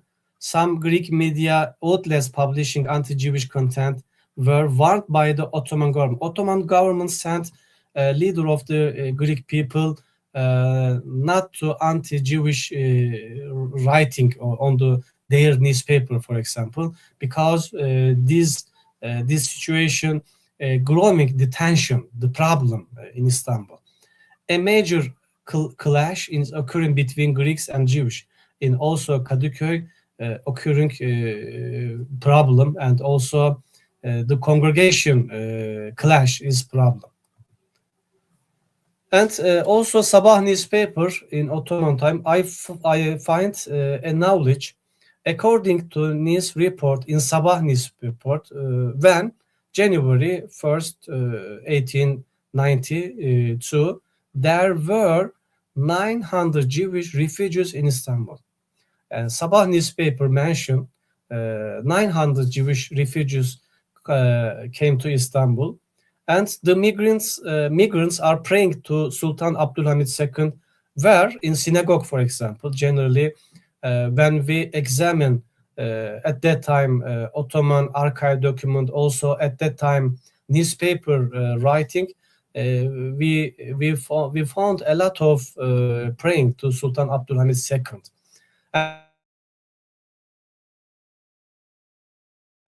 Leader. Monsieur Hirsch is, I think, his origin is France. Why is important Hirsch? Because Monsieur Hirsch built in Ottoman railway, and Ottoman government, Ottoman official leader know him. Monsieur Hirsch is very, very important. I know his name is Ottoman document, a lot of document. Monsieur Hirsch help is Jewish people, help is immigration from Russia to Istanbul and another district. Monsieur Hirsch is establishing a relief organization for Jewish immigrants, and staff are being appointed for it. A second group of 200 Jewish to New York on the American stamp ship, because Jewish are not receiving adequate assistance. Some Jewish people begging is Istanbul, Eminönü and Hasköy and another district. Begging is becoming widespread in Galata and Beyoğlu areas, and the police department in Ottoman archive is mentioned is Zaptiye official, Zaptiye Nezareti official. Police department is trying to take measures to address this. Furthermore, on official letter from the Gendarmerie Directorate, Zaptiye Nezareti request that this situation be prevented. Also, when we examine the Ottoman archive document, a lot of part of Ottoman land, especially Jewish people, sent a letter to Sultan or Ottoman government to take money, and they want to help from their government, Ottoman government in Jerusalem at that time. 1891 years, Sabah gazetesi is mentioned this news. In Jerusalem, needy Jews also sent their prominent figures to Istanbul. They sent their leader in Istanbul. The Ottoman Empire at that time, 100 gold coins as aid to those in need. Need people. The government give 100 gold coins to need Jewish people. Where? In Jerusalem. It is at the time also is mentioned 400th anniversary of migration of Jewish from Spain to the Ottoman Empire, and there is gratitude for that. All of the synagogue also in Alliance Israel Universal, Jewish school. It's very, very modern, important school. I think it was built in 1890 years, and Alliance Israel Universal Committee praying to Sultan. Why? 400th anniversary of migration of Jewish from Spain to the Ottoman Empire, and at that time come from Jewish people, Istanbul, and also Ottoman Sultan. By the Ottoman Sultan were settled in the Salonika and Rumelia and Edirne and Istanbul also. And at that time, 1892 years, 1492 years, period of the Sultan II Bayezid, Jewish people come from Spain to Istanbul, and 400 later years, Jewish people from Russia, because of the pogrom, because of the Russification, come from Istanbul also 400th anniversary year. And you know, is a Sabah newspaper, a year of the 24 April 1892 years. And in Hijri calendar, 26 Ramazan and 1309 years. This document, this paper, I find this paper Beyazıt State Library in Istanbul. Sabah newspaper is mentioned in Alliance Israel Universal's committee are praying to Sultan Abdulhamid. They say that in the document, the Jewish people say that we find refugees in Ottoman state. For example, in the Ottoman, Musevilerin İspanya'dan Memaliki Mahrusel Mesaliki şahane iltica ve hicretlerinin 400. senesine müsadif olmak münasebesiyle Memaliki Şahane'de bulunan 314 bin nüfusu mütecaviz Museviler Ediyeyi Mafruzayı Hazreti Padişahi'yi Arude-i Zeban Şük ve Muhammed'e eylemiş oldukları gibi 1492 senesinde düçar oldukları meşak ve metaibin zikr ve dermeyanına Memaliki Şahane hicretlerinde cennet mekan Sultan Bayezid Han-ı Sani Hazretleri Canivalisinden mazhar oldukları hüsnü kabule dair umum sinagoglarda İbrani lisanı üzere manzumeler kıraat eylemişlerdi. Bu münasebetle Paris'te bulunan İttihad-ı İsraili Cemiyeti Azaysı dahi Hakipay-ı İsun Aray-ı Hazreti Tacidariye sureti mütercemesi zirde menkul aruzayı teşekkürüye takdim eylemişlerdir. Bu Şevket Nuşur Hazreti Şehriyarlerine maruzdur ki it is continue this document. And also the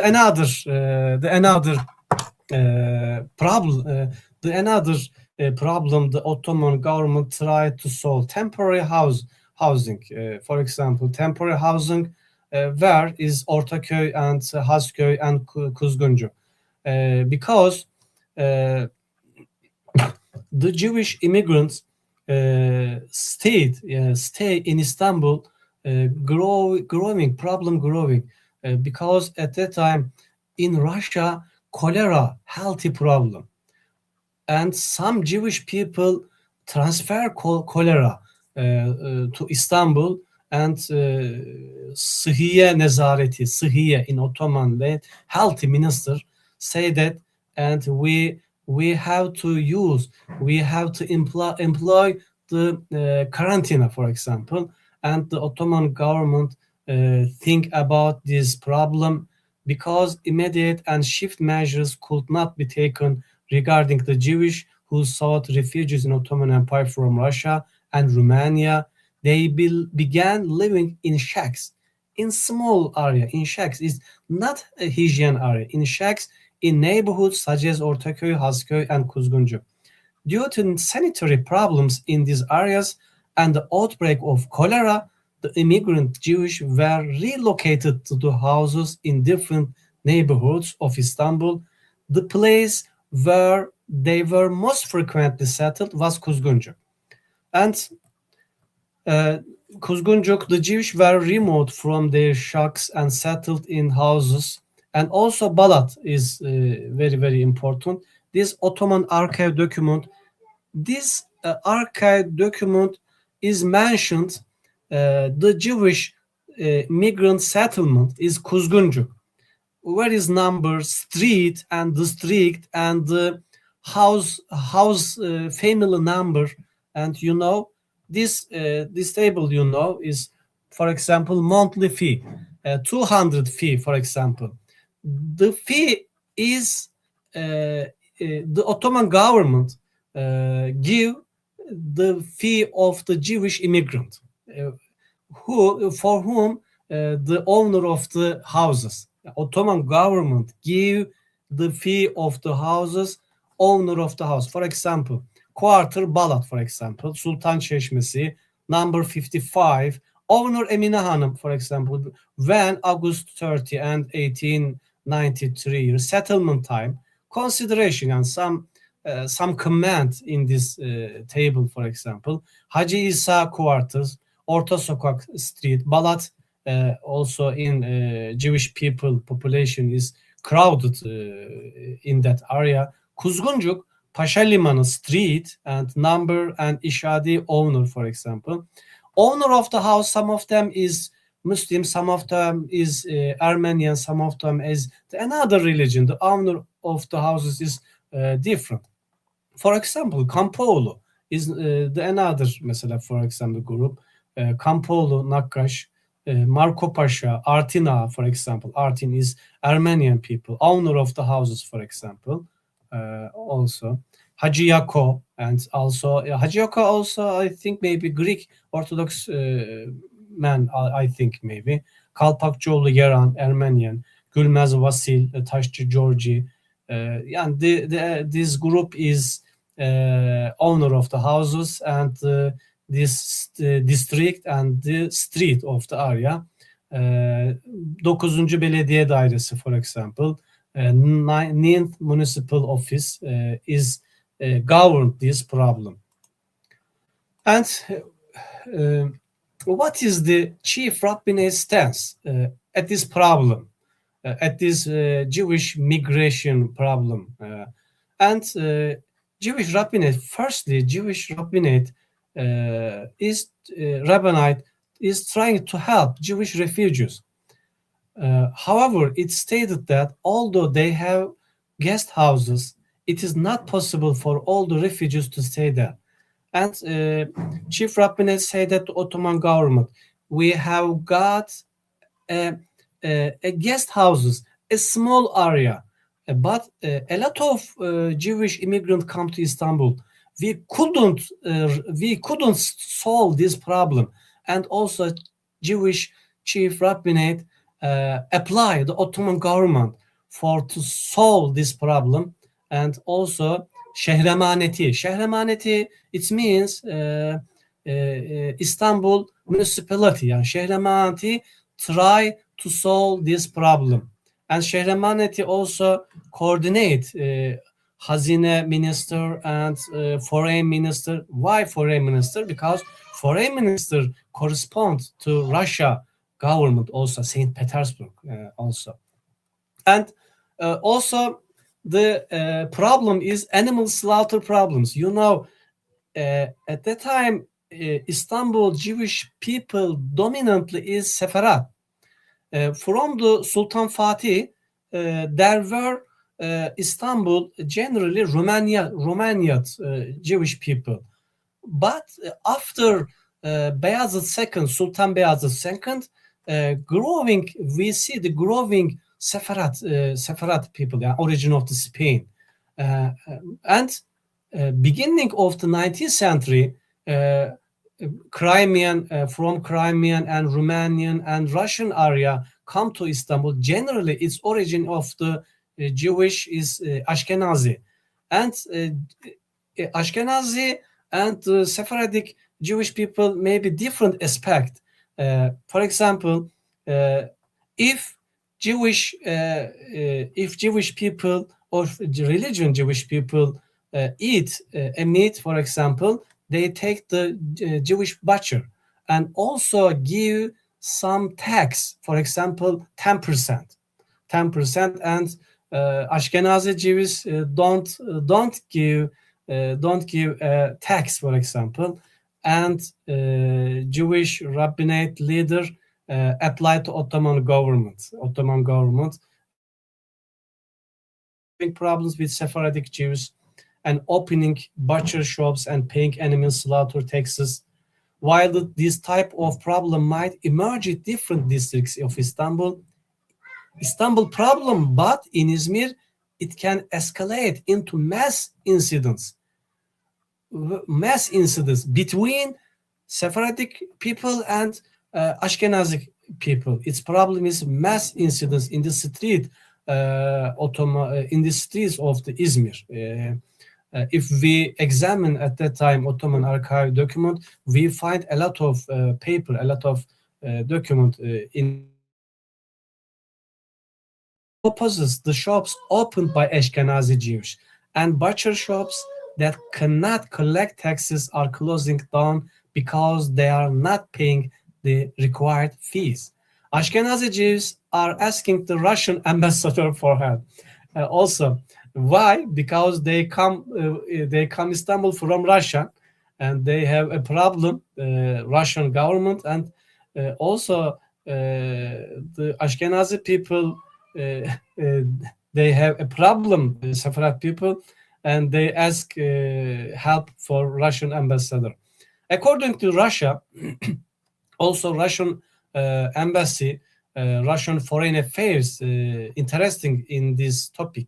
According to Russia officers, the issue is a matter of free trade.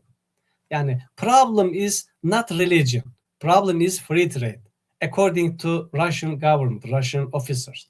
But from the rabbinates, Sephardic rabbinates, Sephardic chief rabbinates, Hahambaşılık in Turkish name, rabbinates' perspective, it's a religious and institutional matter for the community. The Russian ambassador verbally stated that to whom Ottoman government, Russian ambassador verbally Ottoman officer stated that the tax, rusum in Turkish, was generally paid with the exception of one person named Avram. The Ottoman government says the matter should be resolved by the municipality or Shehramaneti. The Alliance Israel Universal, 19th century Alliance Israel Universal is very, very important. In Ottoman area, there were built a lot of schools, modern schools, Alliance Israel Universal. Maybe in Istanbul, about five schools, and Jerusalem and Samaria, Izmir, and for example, the North African country at that time, Ottoman area, there were built a lot of schools. The program is France program, but Jewish school, The Alliance Israel Universal was active immigration of Jewish people from Russia to Ottoman land, both Jewish education and diplomatic affairs. Firstly, interesting in the education of Jewish people, also try to modern East Jerusalem. Alliance Israel Universal tried to modern East Jerusalem, generally live in Ottoman area, to try to modern. And diplomatic affairs, short after its founding in 1860, the Alliance Israel Universal repeatedly called for improved legal status for Jewish in Serbia, in Romania, based on paragraph 46 of the 1858 Paris Convention, which declared equal rights for Jews. Furthermore, in 1869, the Alliance began providing assistance to Jewish forced to leave their countries, particularly those from Russia and Romania. Similarly, it appears that the Alliance Israel Universal Committee also showed interest in Jews who sought refuge in the Ottoman Empire after 1890, generally because of the pogrom, because of the Russification political Tsarist empire. And those who sorry, can you conclude? Okay, I conclude. We have all the time. Yes, can you summarize? Yes, thank you. Sorry. And also housing assistance in Istanbul. Algerian house is very famous. A lot of Jewish people stay in the house. Algerian, 55 people living in Algerian house, very, very crowded. And Alliance Israel Universal Society trying to solve this problem and also apply the Ottoman government. And Alliance Israel government, with Alliance Israel government and Ottoman Empire, Ottoman government tried to solve this problem. And also, conclusion, in the last quarter of the 19th century, the Ottoman state tried to help the Jewish who immigrated from Russia. However, this was not easy. Besides hygiene and financial problems, it was not easy for them to adapt to both the Jewish community in Istanbul and other communities. The Ottoman state took a certain measures to try to integrate some of the Jewish into the city, while also trying to settle them in different regions. Thank you for listening to me. Thank you so much, Professor Ahmed Turkan, for your interesting interview. And now we have Professor Augusto Cosentino. Can you hear me? Yeah, I'm here. Okay. Now we have Professor Augusto Cosentino, member of the CISR, that we speak about religious resilience and cultural identity of the Grecanica community in Calabria. Please, the floor is yours. Yes, You will present, right? Yeah, I'm going to present my slides.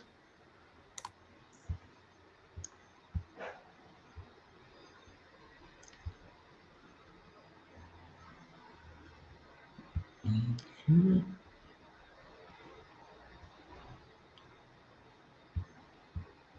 Just a moment that okay.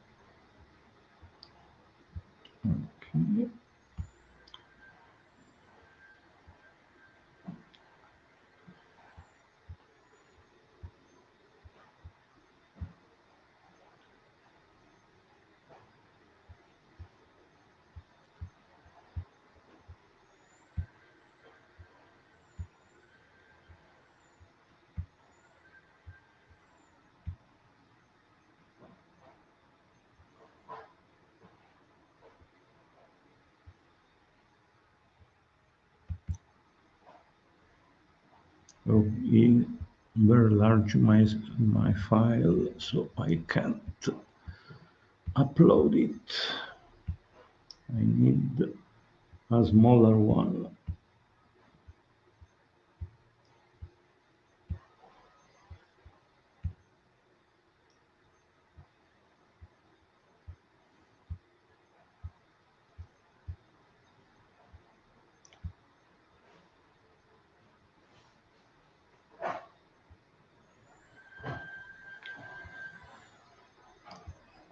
Okay.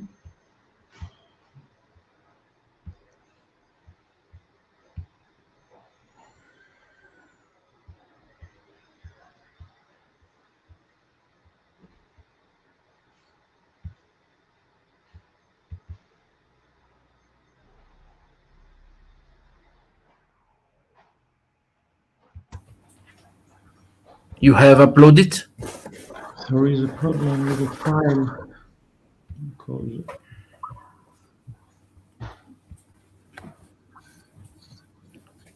okay.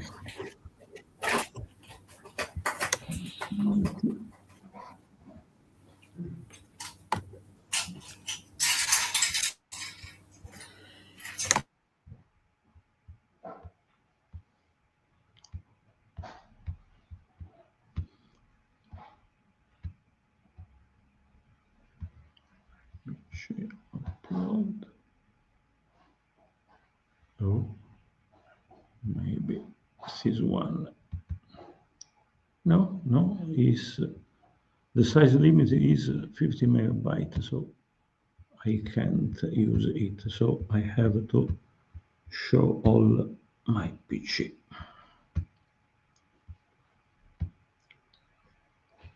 Okay. Oh.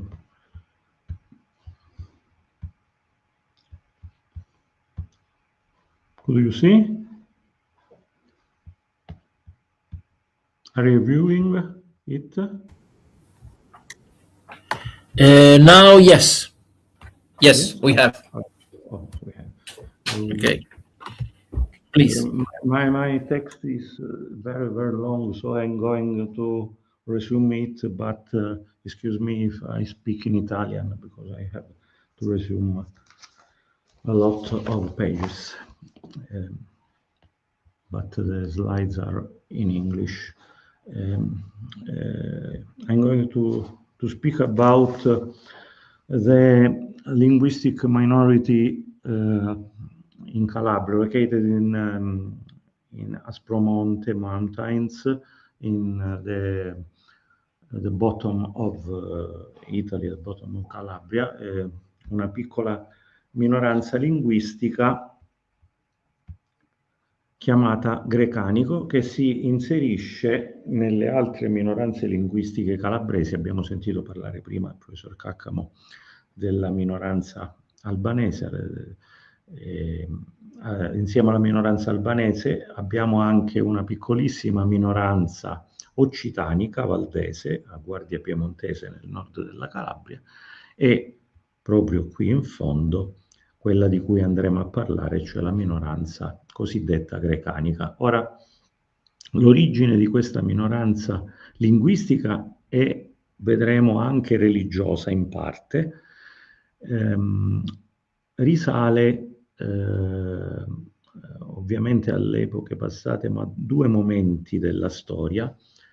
Gli studiosi sono divisi, i linguisti in particolare. Io sono uno storico delle religioni, quindi poi mi occuperò dell'aspetto religioso, ma i linguisti sono divisi tra attribuire l'origine del grecanico alla grande colonizzazione, quindi alla Magna Grecia, tanto per intenderci, il periodo che va dall'8° al III secolo a.C., con lo iato intermedio della dominazione romana dal III al VI, sostanzialmente agli inizi del VI d.C.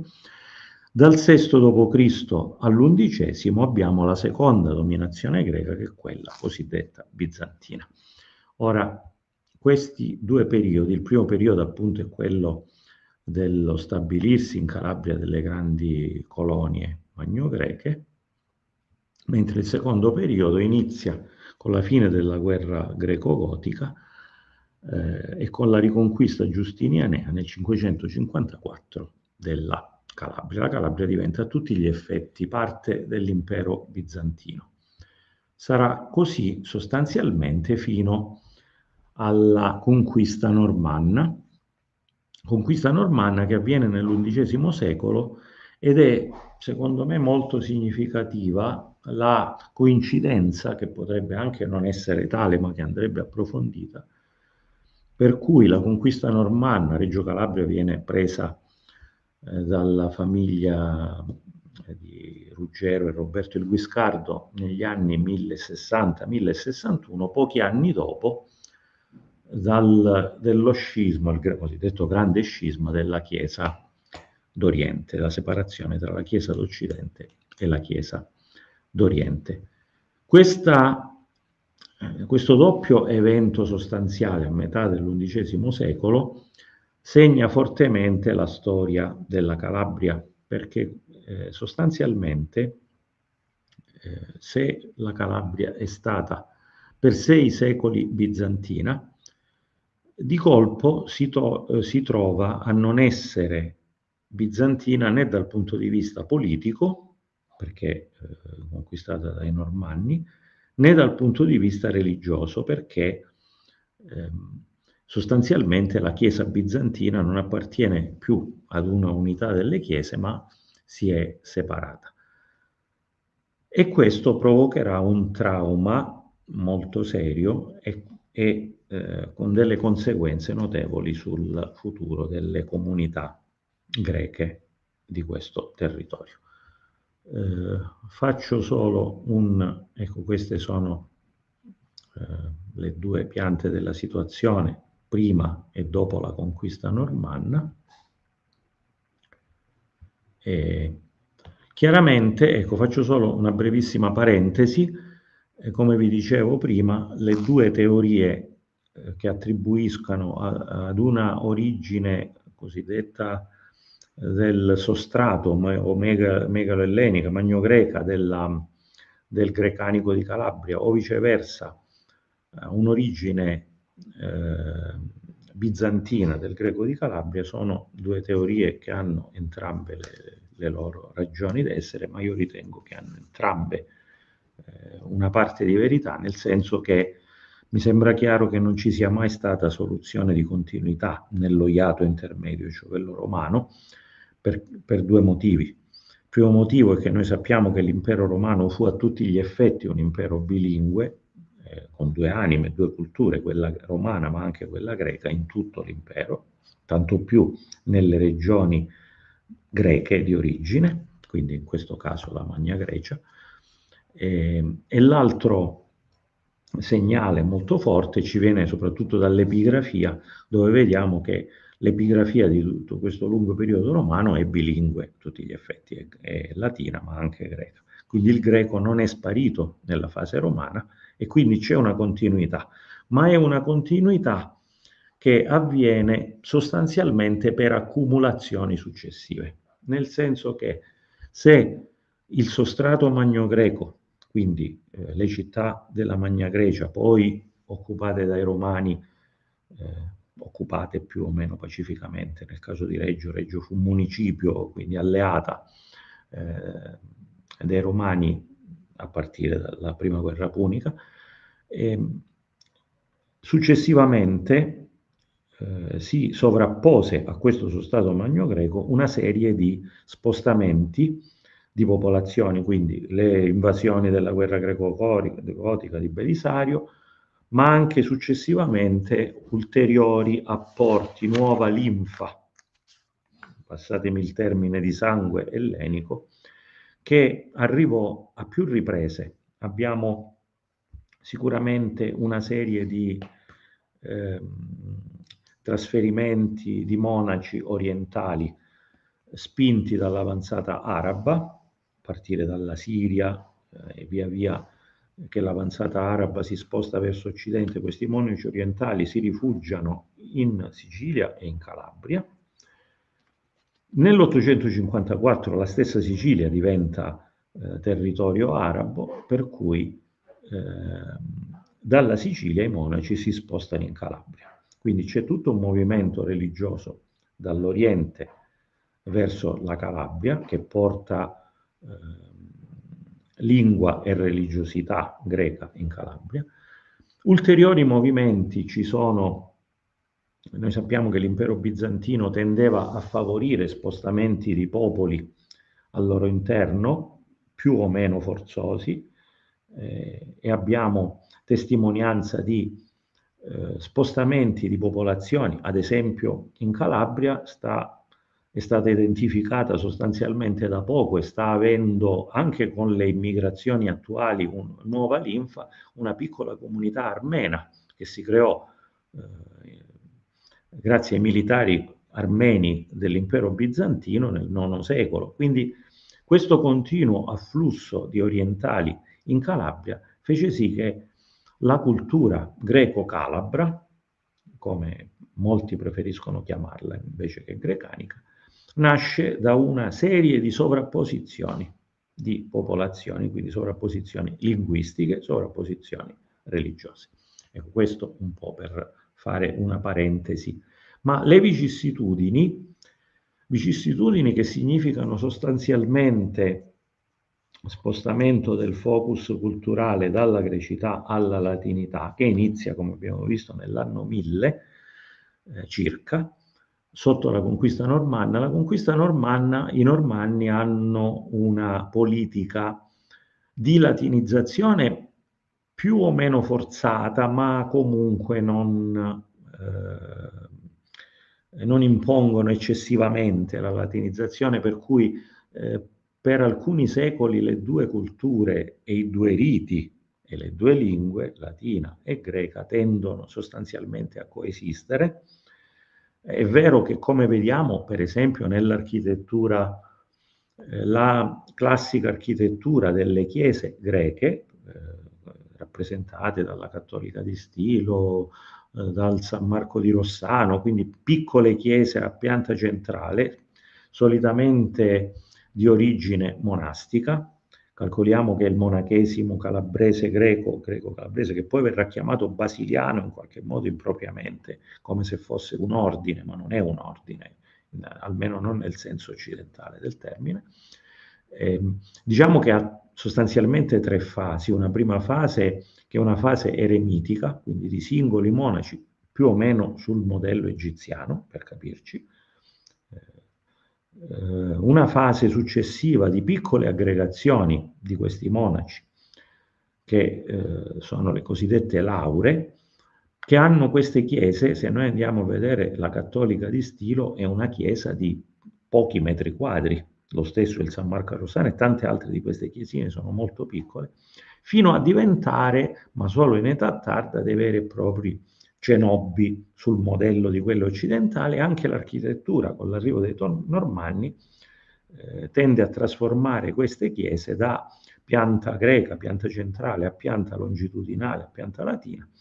Le dimensioni di queste chiese tendono a crescere, ecco. Però allo stesso tempo, pur essendo chiese normanne che in certo qual modo portano in Calabria il modello nord europeo, ma mantengono sia nelle decorazioni, sia per esempio nelle classiche cupole, tutte le caratteristiche dell'architettura orientale. Quindi sicuramente c'è nell'epoca normanna una sorta di ibridazione tra le due culture, anche se la cultura greca, avendo perso il contatto direttissimo, anche se non ha perso del tutto i contatti con l'Oriente, anzi vediamo che gli scambi con Costantinopoli sono fecondi, sono continui,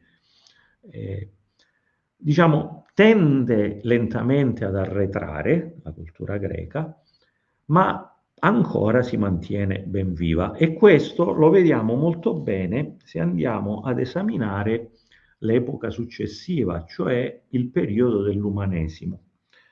Durante l'umanesimo è vero che molti monasteri greci tendono a essere impoveriti, alcuni addirittura abbandonati, ma è anche vero che la Calabria dà un contributo fortissimo alla nascita dell'umanesimo e riceve un contributo fortissimo dalla nascita dell'umanesimo. Abbiamo qui una serie di date importanti, la più importante è l'ultima.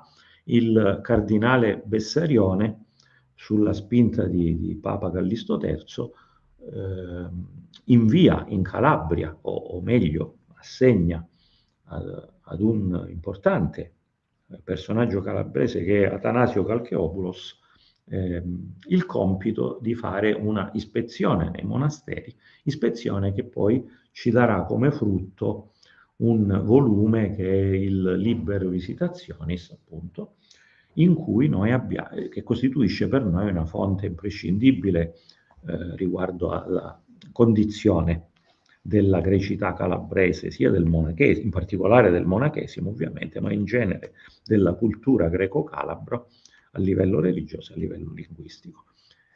E allo stesso tempo, dicevamo, l'umanesimo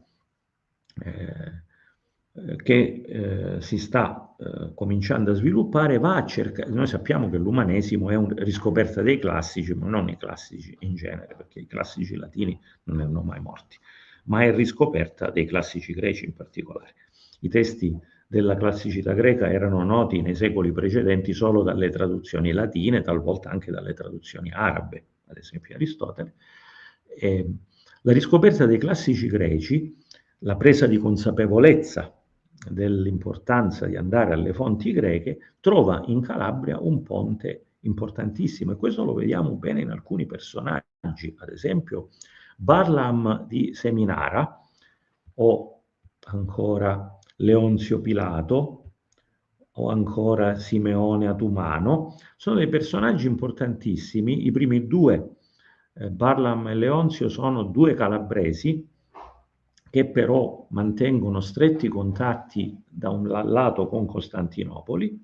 Barlam studia, si perfeziona in teologia a Costantinopoli, ma anche con l'Occidente. Quando Petrarca, il primo umanista o preumanista, vuole da adulto, noi sappiamo che Dante non ha mai saputo il greco, quando Petrarca vuole studiare il greco si rivolge proprio a Barlam di Seminario, cioè si rivolge a questo monaco, dotto monaco calabrese, autore di testi di matematica, un personaggio di grande spicco della cultura del tempo. Stessa cosa per Simeone Atumano, che invece è di origine costantinopolitana. Le fonti sono molto incerte, ma sembrerebbe di madre greca e di padre turco. Simeone Atumano conosce Barlam di Seminara a Costantinopoli, si sposta in Calabria e diventerà il successore appunto dello stesso Barlam sulla sede episcopale di Gerace, un centro di cultura estremamente importante. Lo stesso Leonzio Pilato, sempre discepolo anche lui di Barlam, diventerà il maestro di greco, diventerà docente di greco a Firenze, maestro di greco di Boccaccio, traduttore dell'Odissea. Quindi una serie di personaggi o nativi calabresi o, come Simeone Atumano, acquisiti dalla cultura orientale, che daranno un forte impulso alla nascita dell'umanesimo e allo stesso tempo riceveranno un forte impulso nella protezione della cultura greca e quindi nel rivitalizzare la cultura greca, che, come abbiamo visto in età normanna, era andata un po' in crisi. Questa cultura greca rinasce e riassume, ritorna ai fasti di un tempo. Ecco, un altro personaggio importante, per esempio, è Pietro Vitale, abate di Grottaferrata, ma nativo di Pentedattilo, un piccolo paesino, ancora oggi molto caratteristico del sud, a sud di Reggio Calabria. Pietro Vitale è uno dei protagonisti del Concilio di Firenze del 1439, in cui si tenta, purtroppo con scarso successo, di riunificare Chiesa d'Oriente e Chiesa d'Occidente. Quindi sono tutti personaggi di grande spessore. La svolta, però decisiva e sicuramente sfavorevole alla cultura greco-calabra, si avrà nel secolo successivo. Nel secolo successivo sostanzialmente succedono due eventi che influenzeranno fortemente la cultura dell'Italia greca, dell'Italia meridionale, che sono da una parte la caduta di Costantinopoli, quindi l'avanzata dell'impero ottomano, caduta di Costantinopoli che diciamo taglia le radici alla cultura greco-calabra da una parte, dall'altra parte un evento su un fronte decisamente diverso, che è il Concilio di Trento, quindi la riforma protestante col Concilio di Trento. Ora, il Concilio di Trento sappiamo che ha un ruolo antiprotestante, la controriforma cosiddetta, ha un ruolo antiprotestante cruciale perché si pone in una posizione, per usare una metafora scacchistica, di arrocco della Chiesa cattolica, la quale si chiude all'interno della sua torre di protezione, ma chiaramente, pur essendo il Concilio di Trento dedicato alle questioni della Chiesa protestante, chiaramente è un momento, contemporaneamente alla caduta di Costantinopoli, di frattura ulteriore di quella fase scismatica che, diciamo, diventa definitiva. Quindi 6 secoli che vanno dall'11° fino al XV, XVI secolo erano stati secoli di scisma Oriente-Occidente, ma di dialogo continuo, e la Calabria si trovava in mezzo a questo dialogo continuo perché sostanzialmente, come abbiamo visto, non apparteneva più all'impero bizantino. Quindi sostanzialmente dal punto di vista amministrativo, e quando diciamo amministrativo lo intendiamo in senso politico ma anche in senso religioso, rispondeva all'Occidente, e quindi, diciamo, tanto per capirci, la Chiesa calabrese era una chiesa che rispondeva al Papa di Roma e non più al Patriarca di Costantinopoli, ma continuava ad avere tutte le caratteristiche della Chiesa orientale. E le caratteristiche della Chiesa orientale, come sappiamo, sono la liturgia greca, sostanzialmente quella di San Giovanni Crisostomo, comunque quella orientale, il clero uxorato e, diciamo, di fronte all'episcopato normanno che stava avanzando, una certa, chiamiamola così, indipendenza di tipo ecclesiologico e forse anche dottrinale. Con il Concilio di Trento che consolida invece alcuni punti fermi della Chiesa, diciamo che la Chiesa si proietta nella modernità, che se ne pensi, diciamo che si dice sempre del Concilio di Trento, perché comunque lo confrontiamo con il Vaticano II, ma nel Concilio di Trento la Chiesa comunque fa un passo avanti verso la modernità, cioè consolida certe sue strutture e si consolida sicuramente il papato e l'episcopato, e questo a danno di questa indipendenza dei preti greci, calabresi. Nascono i seminari, come noi li conosciamo oggi, sostanzialmente nascono col Concilio di Trento, quindi si regolarizza, si istituzionalizza la formazione ecclesiastica, e questo ovviamente porta la formazione dei preti greci. È singolare il fatto, per esempio, che nasce il collegio greco in questo periodo, ma collegio greco per formare i preti greci alla maniera latina, ecco, sostanzialmente. E infine si consolida quella che era una tendenza precedente, quella del celibato ecclesiastico. Ora, è vero che il Concilio di Trento riconosce il rito greco, formalmente è riconosciuto il rito greco dal Concilio di Trento, però se noi andiamo a guardare per esempio al nord Europa, è il momento in cui nasce la Chiesa uniate, no? In Ucraina nascono delle chiese cattolico orientali, ecco, il rito greco sempre più si consolida per popolazioni orientali, ma l'Italia meridionale è popolazione occidentale, almeno geograficamente, se non etnicamente, usiamo questo termine in maniera ovviamente tra virgolette. Per cui cosa succede? Che paradossalmente si concede il rito greco a tanti popoli orientali, ma lo si vieta in Calabria, e quindi succede che col Concilio di Trento comincia una vera e propria fase di, potremmo definirla, di persecuzione della grecità calabrese, che avviene con vari meccanismi sostanzialmente non molto dissimili da quelli che abbiamo sentito nelle relazioni precedenti per altre popolazioni. Abbiamo sentito dalla dottoressa Di Cicco, abbiamo sentito riguardo al mondo albanese.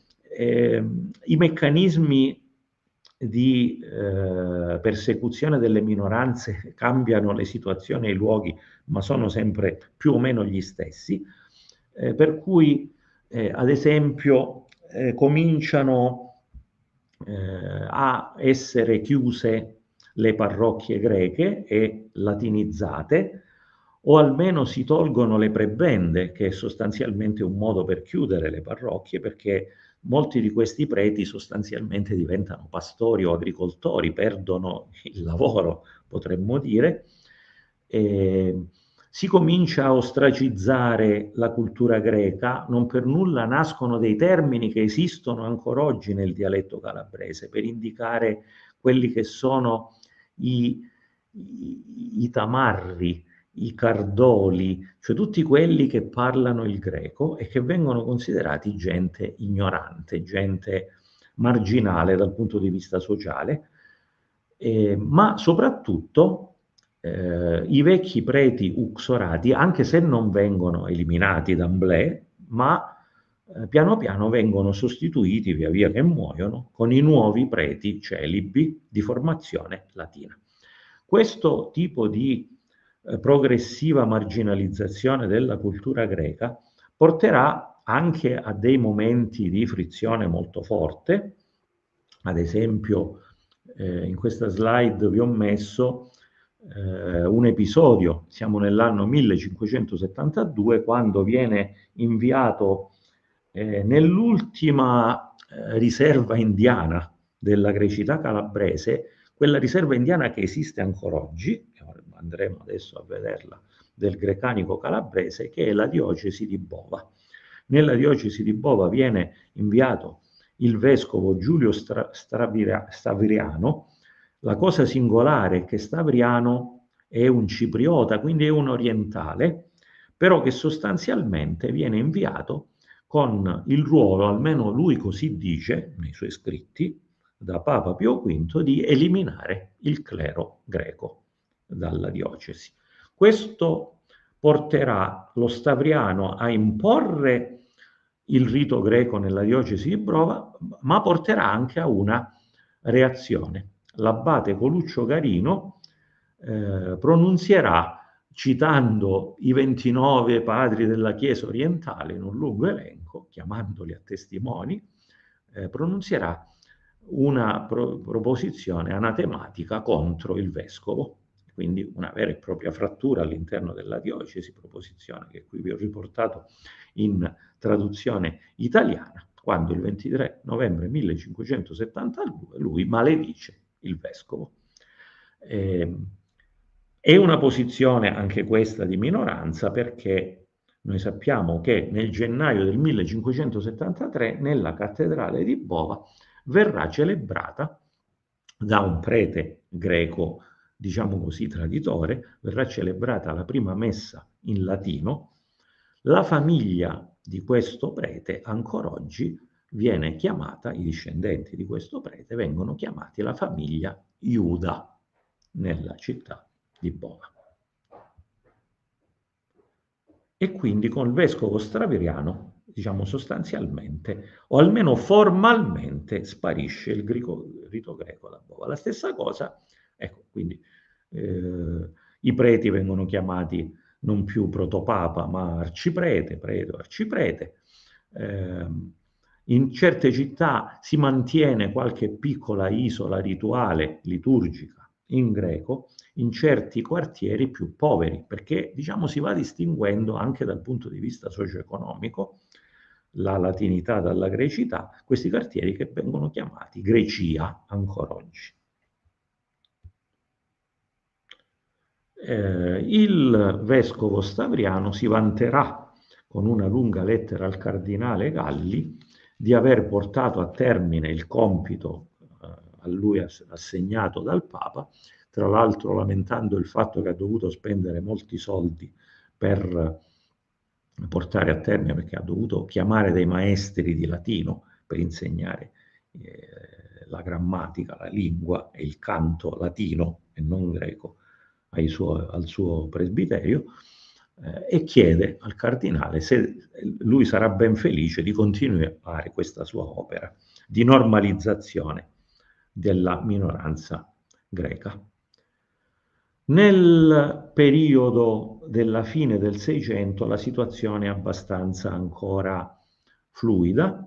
Abbiamo due fonti importanti, il Barrio e il Marafioti. Il Barrio che scrive che ci sono ancora tanti villaggi greci e lui appunto parla sia della greca lingua, della rem divina, quindi sostanzialmente c'è una liturgia ancora greca attiva in alcune zone, mentre la lingua è una lingua mista, latina et greca. Lo stesso più o meno dice il Marafioti, descrivendo le lande di vari territori della provincia di Reggio Calabria, in cui appunto si celebra la Santa Messa e si ministrano gli altri sacramenti in lingua greca.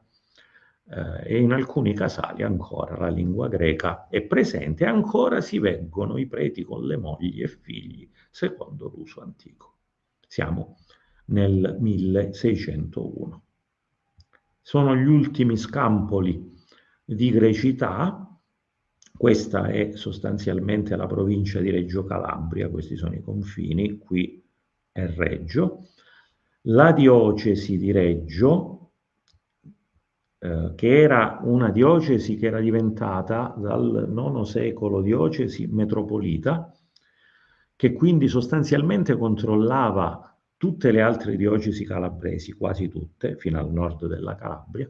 La diocesi di Reggio, come si vede in questa carta, questi che vi sto disegnando sono i confini della diocesi di Reggio. Come vedete, la diocesi di Reggio è suddivisa in due zone. A nord abbiamo la diocesi latina, a sud abbiamo la diocesi greca di Reggio Calabria, fino alle zone praticamente vicine alla città, ai primi contrafforti aspromontani. Adiacente alla diocesi di Reggio c'è la diocesi di Bova, che è in origine tutta greca. La grecità la troviamo, questa è la situazione diciamo alla fine del Cinquecento, la grecità la troviamo ancora nei contrafforti aspromontani, in una zona di cui appunto il Marafioti parla ampiamente, di produzione agricola, dei paesi di Sinopoli, Delia Nuova, Pedavoli, molti toponimi tra l'altro ancora oggi sono toponimi greci, Pedavoli, Sinopoli, sono tutti toponimi greci, Cosoleto, Sitizzano che è un toponimo bizantino, Spitzanon e così via. Questa è la situazione alla fine del Cinquecento. Sostanzialmente questa è la situazione oggi. L'area grecanica è oggi limitata a questo gruppetto di paesini che viene chiamato anche la Bovesia, cioè un gruppetto di paesini all'interno della diocesi di Bova. Tra l'altro oggi la diocesi di Bova ormai da credo 60-70 anni è stata unificata, anche se ha mantenuto la titolatura, e quindi abbiamo una diocesi di Reggio Bova, e quindi non c'è più il vescovo a Bova, ma questo piccolo territorio dei contrafforti aspromontani della Bovesia, che comprende una serie di paesini. Il più importante è Bova, ma attorno a Bova abbiamo Gallicianò, Rogudi, Roccaforte del Greco, Condofuri, Amendolea, sono tutti paesini greci. Ora, la grecità, questa grecità, per andare ai tempi di oggi, non so quanto tempo ancora ho perché non ho tenuto conto, ce l'ho ancora 5 minuti? 5 minuti, sì, 5 minuti. Vado alla situazione di oggi. La grecità oggi è una scoperta relativamente recente, nel senso che queste popolazioni che hanno perso completamente la loro liturgia greca, come abbiamo visto con atti di forza abbastanza. Non ho citato un altro personaggio su Reggio che è il vescovo di Reggio alla fine del Seicento, Monsignor d'Afflitto, un nomen omen tra l'altro, che fece a Reggio più o meno la stessa manovra che era stata fatta a Bova, cioè cancellò totalmente attraverso uno strumento che è quello delle visite pastorali, uno strumento che lui mutuò da uno dei padri del Concilio di Trento, che è Carlo Borromeo in Lombardia, no? Le visite pastorali come momento però non tanto pastorale, poco pastorale, ma molto normalizzante, per bacchettare i preti ed eventualmente eliminare sacche di resistenza linguistica e soprattutto liturgica, perché il problema era la liturgia. Il Concilio di Trento non poteva accettare delle forme di liturgia atipica, anomala, seppur antichissima, evidentemente che era quella greca. E quindi, dicevo, queste piccole sacche linguistiche non avevano coscienza di sé, nel senso che si erano perse. Prima la dottoressa parlava appunto dell'importanza delle montagne, si erano perse in mezzo ai pastori delle montagne dell'Aspromonte, e grazie ovviamente all'elemento montano che li distanziava dalla civiltà e quindi permetteva a questi pastori di parlare un dialetto che un dialetto non era, perché non è un dialetto. I vari dialetti calabresi sono sostanzialmente dei dialetti neolatini con influenza greca, parziale, sia dal punto di vista lessicale che della sintassi, ma sono dei dialetti neolatini. Questa parlata invece era un dialetto neogreco. Sostanzialmente ancora oggi i grecanici, se parlano con i greci di Grecia, si capiscono, anche se con qualche difficoltà, ma si capiscono. Agli inizi dell'Ottocento, la primissima notizia,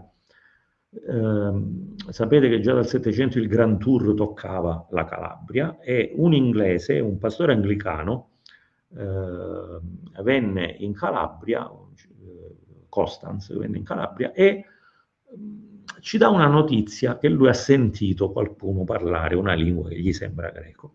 Ma il primo a testimoniare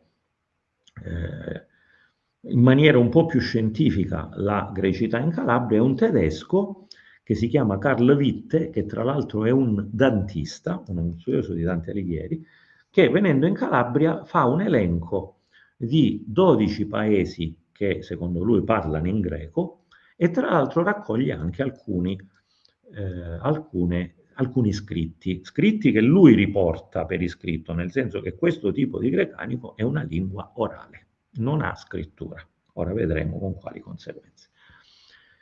Nella seconda metà dell'Ottocento abbiamo alcuni antropologi, tra cui il Comparetti, che portano ormai a coscienza degli studiosi, ma ancora all'interno solo del mondo universitario, il mondo accademico, si assume questa consapevolezza fino agli inizi del Novecento, in cui questo personaggio che vediamo qui rappresentato, professore a Tubinga, mi pare, e a Monaco di Baviera, già dalla sua tesi di laurea comincia a studiare i dialetti dell'Italia meridionale. Autore di una grammatica, un dizionario del dialetto calabrese. Nello studiare i vari dialetti dell'Italia meridionale e della Calabria in particolare, si accorge che appunto alcuni di questi dialetti non sono dialetti neolatini, ma sono greci.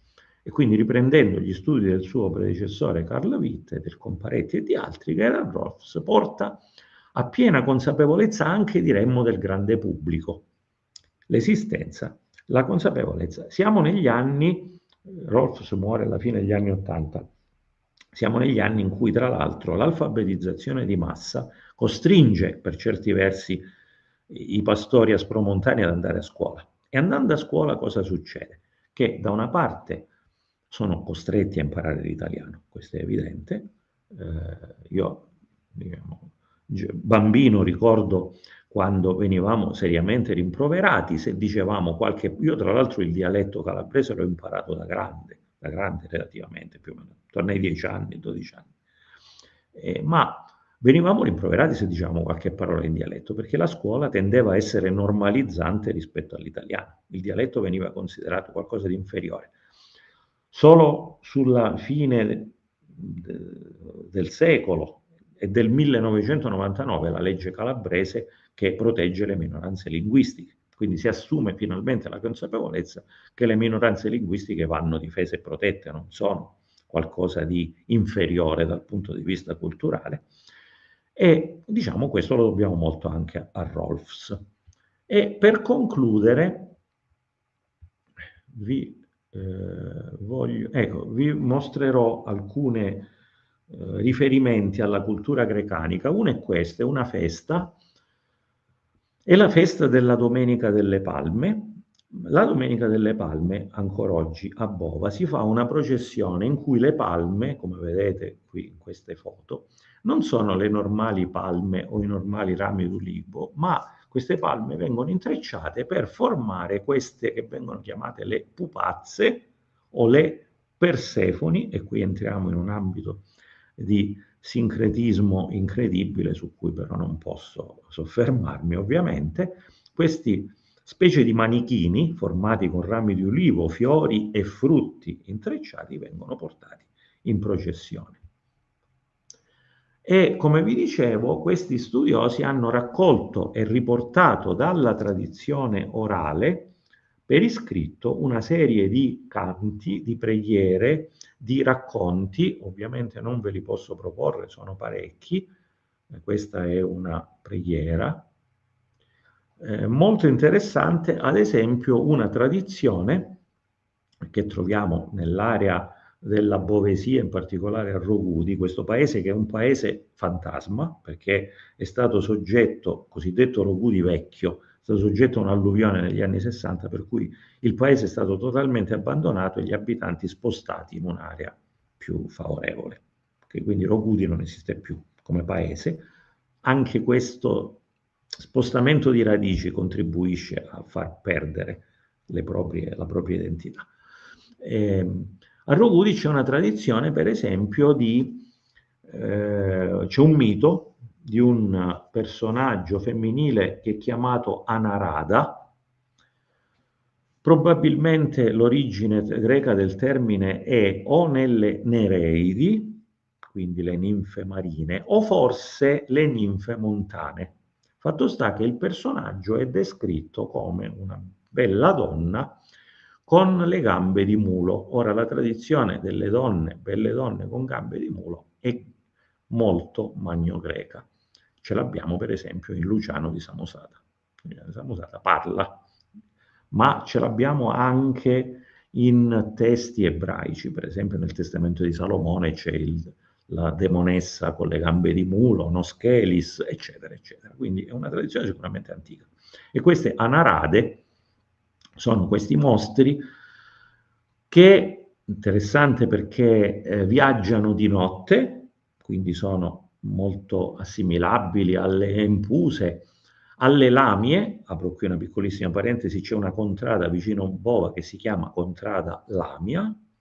Le lamie sappiamo che sono queste diavolesse greche che sbranano i bambini appena nati o le donne incinta, e queste anarade vanno in giro di notte su un ramo di sambuco, che in qualche modo richiama la scopa della Befana probabilmente, e infine, ultimo,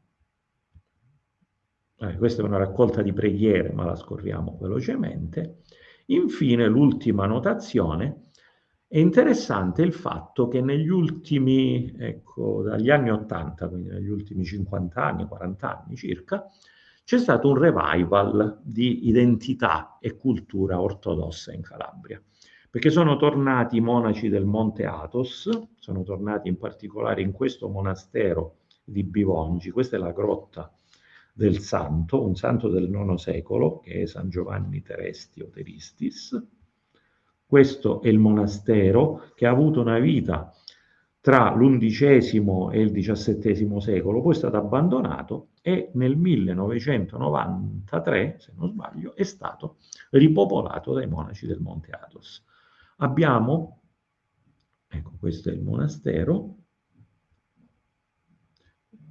1994, nel 1995 è stato assegnato all'arcidiocesi ortodossa, il monastero, e abbiamo tra l'altro la riscoperta di questa identità grecanica di cui parlavo ha portato anche a una serie di conversioni religiose all'ortodossia. Anche molti miei amici si sono fatti ortodossi, trovando nella conversione all'ortodossia una sorta di recupero delle proprie radici culturali antiche, quindi un fenomeno storico, linguistico e religioso allo stesso tempo. Grazie. Grazie mille, professor Cosentino, per il suo splendido intervento. Thank you very much, Professor Cosentino, for your interview. And now the last one, me, that I will speak about the steps as a constellation, initiatory journeys of the Khazars and the Kirghis within the sacred geography of exile. My contribution is situated within the broader framework of our team, Diaspora as Living Cosmology, and it aims to propose a simple yet radical thesis. that the Eurasian steppes, often perceived as empty spaces, as territories of transit or dispersion, can instead be understood as a constellation, a living, mutable, pulsating constellation in which the trajectories of the Khazars and the Kirghis do not represent mere migrations, but true initiatory itineraries, paths in which exile is not a fracture, but a device of transformation, not a distancing, but a way of reorienting oneself, not a loss, but a method. And when I speak of a constellation, I do not mean a poetic metaphor, but an epistemological model, a way of reading mobility as a set of luminous points that connect, recombine, and interpret one another. A constellation is never given once and for all. It exists only in the gesture of the one who traces it. In the same way, the steppe exists as sacred geography, only in the gesture of those who traverse them, who inhabit them temporarily, who interpret them as a space of revelation. I would therefore like to explore with you three movements, three waves, three interpretive gestures that allow us to understand this constellation. The first concerns the steppe as a cosmological horizon, a landscape that is never neutral, but functions as a matrix of orientation, as a sky overturned upon the earth, as a living atlas of relations. The second concerns the initiatory practices implicit in Khazar and Kirghiz mobilities. Two traditions, which, though profoundly different, have both transformed diaspora into a path of knowledge, a rite of passage, a pedagogy of movement. The third concerns the possibility of reading diaspora as a form of sacred orientation, no longer as dispersion, but as method, no longer as loss, but as cosmology, no longer as trauma, but as a way of reading the world. These three movements are not separate. They intertwine, they echo one another, they illuminate one another. And what emerges from this interweaving is a vision of diaspora that does not coincide with our modern inheritance, made of borders, of rootedness, of territorial identities, but that belongs to another logic, another sensibility, another cosmology. A cosmology in which the center is not a place, but a gesture, in which belonging is not fixity, but relation, in which the sacred is not a temple, but a movement. And so, before we enter into historical, anthropological, and symbolic details, I would like to offer an image that will accompany our entire journey. Imagine the steppe as a night sky. Every encampment is a star. Every migration is a line connecting those stars. Every genealogy is a luminous weave. I want to share another pages. So, and the constellation that emerges is not fixed but mobile, like a mandala that opens and closes, like a ritual that repeats itself without ever being identical to itself. It is within this constellation that the Khazars and the Kirghiz inscribe their itineraries. And it is within this constellation that we can read diaspora, not as a wound, but as a form of sacred orientation. When we speak of the steppe, we risk evoking an image that is far too simple. A sea of grass stretching into infinity, a uniform emptiness, an undefined elsewhere that escapes our ability to describe it. But for the nomadic cultures of Eurasia, the steppe has never been a void. It has never been an absence. It is, on the contrary, an absolute presence. It is a field of forces. It is a text. It is a sky overturned upon the earth, in which every element, a dune, a river, a wind, an animal, becomes a sign to be interpreted. Medieval sources, both Islamic and Byzantine, offer us a strikingly coherent image. The steppe as a place where orientation is not given by borders, but by relationships. Relationships among clans, who recognize one another through mobile genealogies, relationships among animals who trace invisible roots, relationships among winds, which sculpt the landscape like tireless artisans, relationships among stars, which guide the nocturnal journey like an ancient celestial script. The steppe is a landscape that cannot be possessed, but that allows itself to be traversed. And in this traversal, those who cross it learn to read the world as a web of signs, as a set of correspondences that reveal themselves only to those who accept movement. For the Khazars, I want to share here. Okay, yes. So, for the Khazars, a people at the crossroads of the Turkish, Slavic, and the Jewish worlds, the steppe was a political and spiritual laboratory.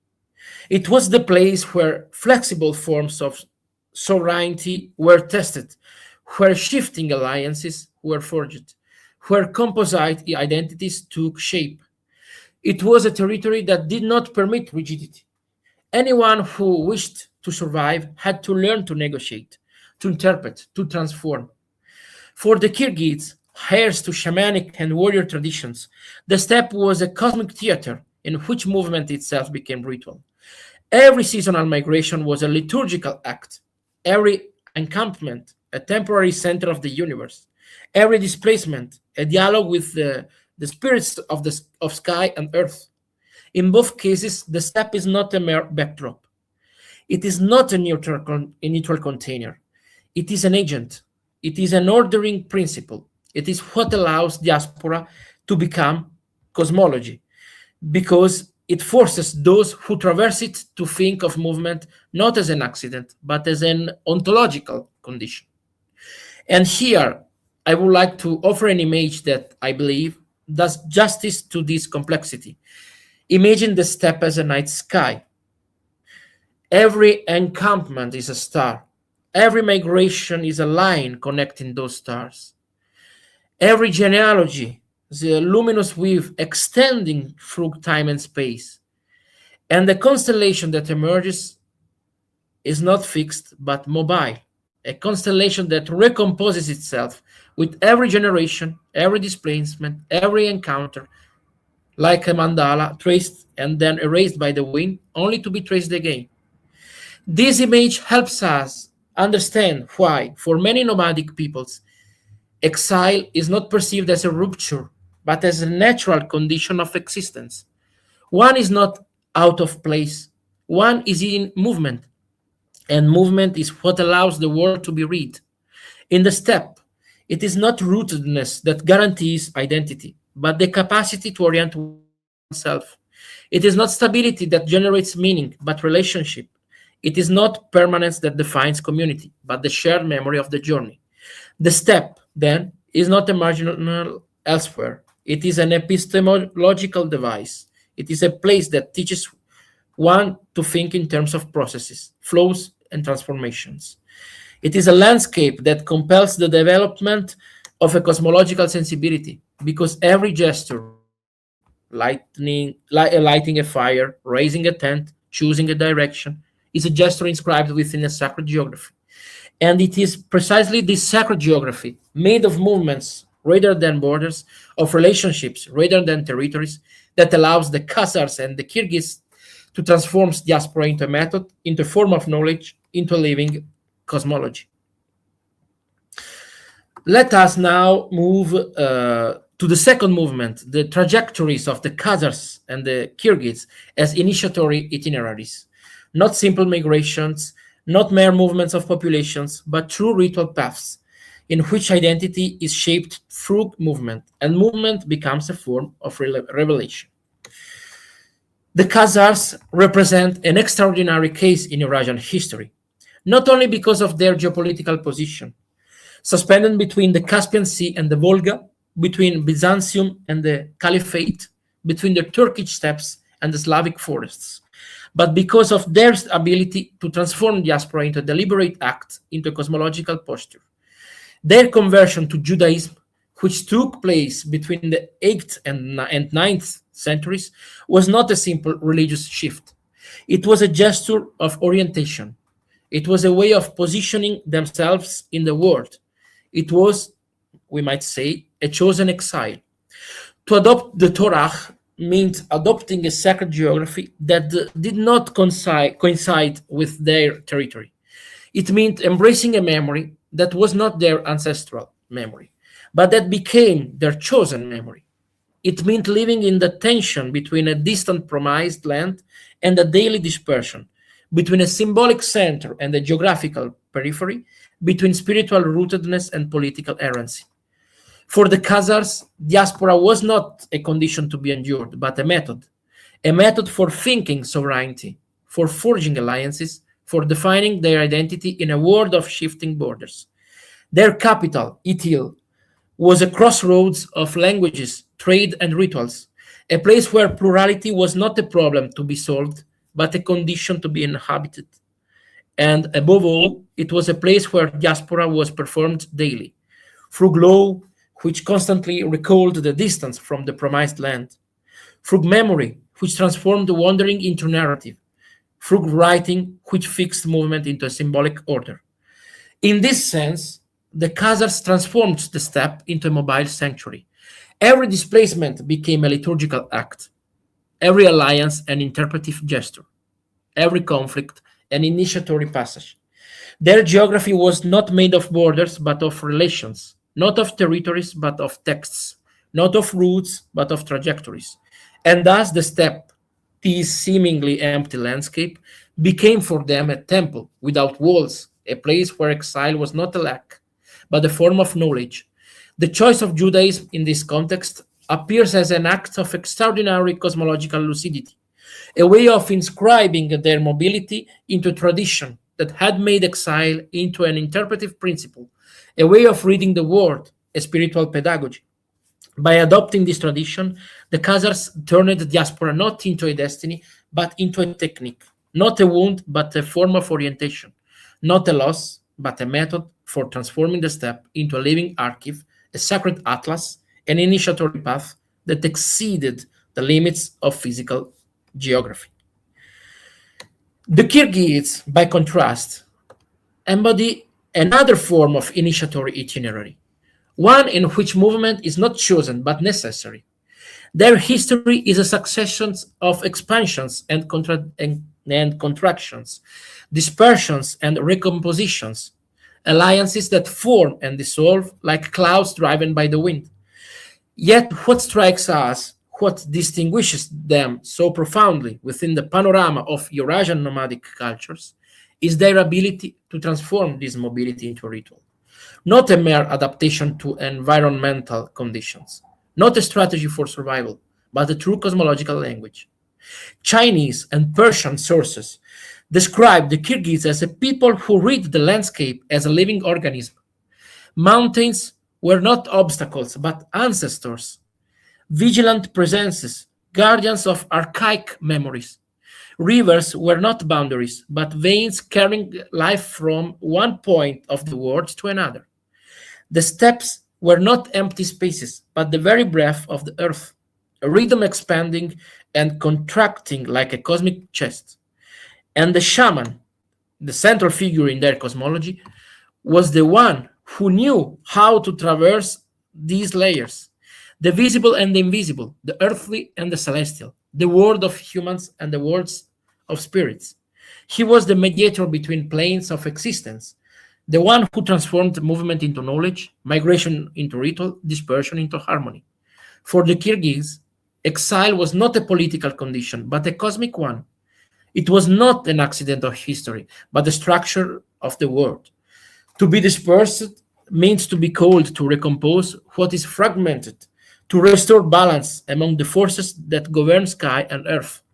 Every migration was a rite of passage, a moment in which the community renewed itself, in which genealogies were reactivated, in which the relationship with the ancestors was reaffirmed through movement itself. Every encampment was a temporary center of the universe, a place where the circle of tents reproduced the shape of the cosmos, with the central fire as the axis of the world, the point of contact among the three levels of existence: the underworld, the land of humans, and the sky of spirits.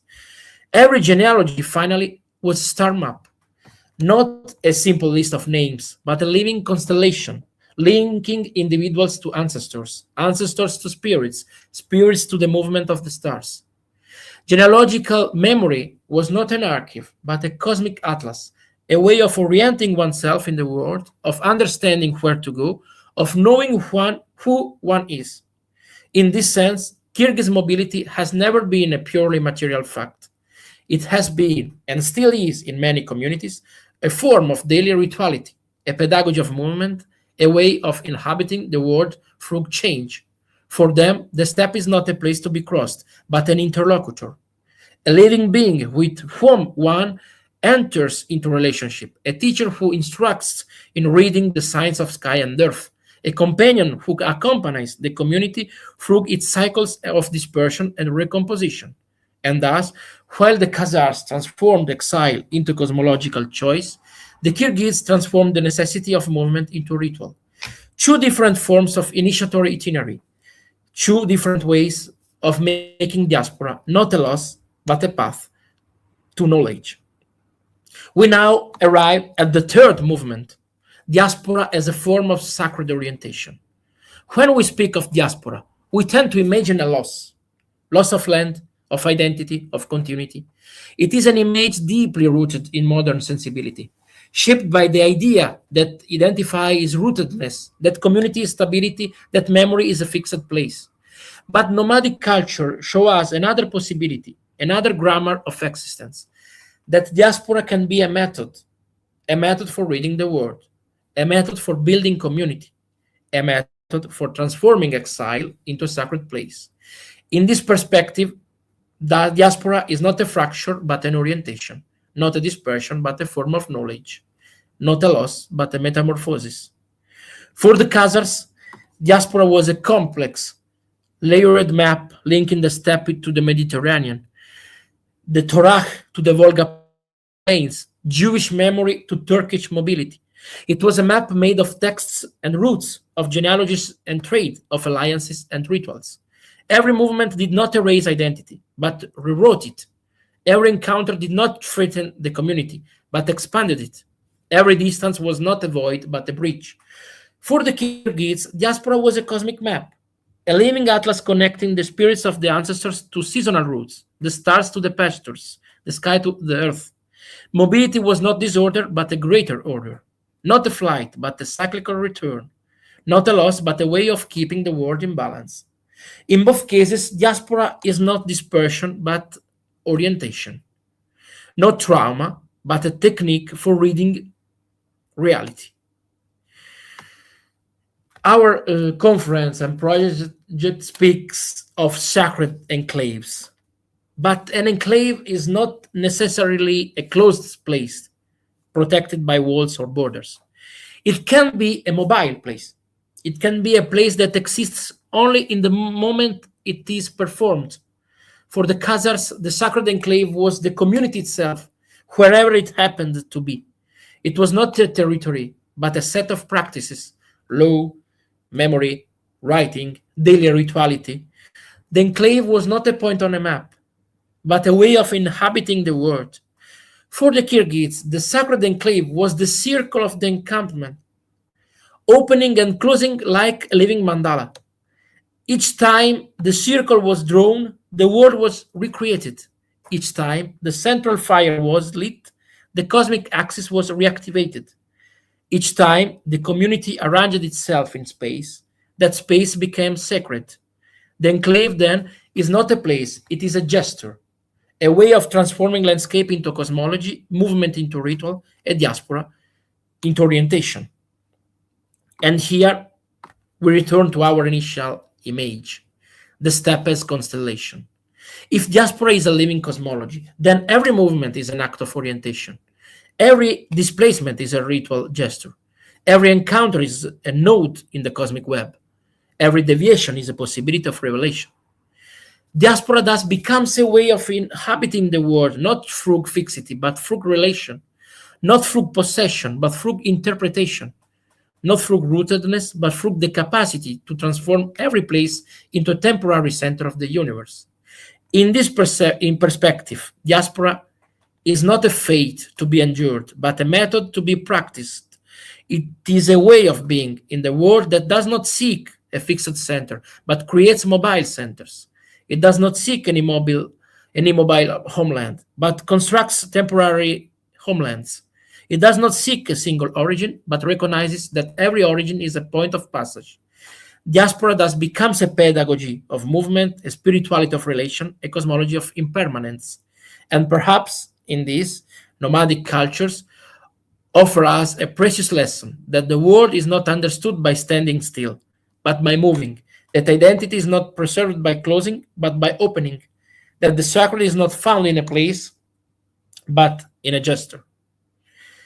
In conclusion, I would like to conclude with an image that I believe synthesizes the meaning of this entire journey, an image that is simple and yet vertiginous, capable of gathering into a single gesture everything we have traversed together.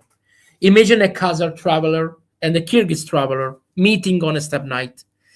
They do not share the same language. Their words flow like two rivers that never touch.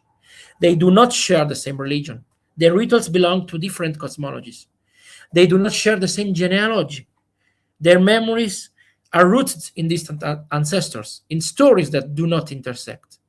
And yet they share one thing only, but decisive, the ability to read the sky. Both know that the stars are not fixed. They know that constellations change, that the sky is not a static image, but a moving text, a living manuscript rewritten with every season, every migration, every gaze. They know that their path, however scattered, however exiled, however fragile, is a part of that text, and that to read the sky is to read oneself. In that silent encounter, in that night without borders, diaspora reveals its deepest nature, not a destiny, but a method, a way of transforming exile into knowledge and mobility into ritual, and the step into constellation. And perhaps in our contemporary world, where migrations are so often perceived as crisis, as threat, as loss, the nomadic cultures of Eurasia offer us a precious and unexpected lesson. They remind us that to exist in movement does not mean to be without a home, but to be capable of transforming every place into a center. That home is not a point on a map, but a gesture of orientation. That community is not an enclosure, but a web of relations. That identity is not an immobile root, but a constellation that continually recomposes itself. They teach us that diaspora is not a fracture, but a form of orientation. That exile is not a void, but a space of revelation. And that the geography of exile can become, if we know how to read it, how to listen to it, and how to inhabit it, a sacred geography. And so, perhaps, the task before us is not to eliminate distances, but to learn how to read them. Not to erase movements, but to understand their logic. Not to fear dispersion, but to recognize that every dispersion can become a constellation. In this sense, the Khazar traveler and the Kirghiz traveler are not figures of the past. They are mirrors of our present. They are guides inviting us to rethink the world, not as a map of borders, but as a sky in which every trajectory is a sign, every encounter a note, every deviation a possibility of orientation. And perhaps, precisely in this, lies their deepest legacy, in teaching us that the sacred is not a place, but a way of working.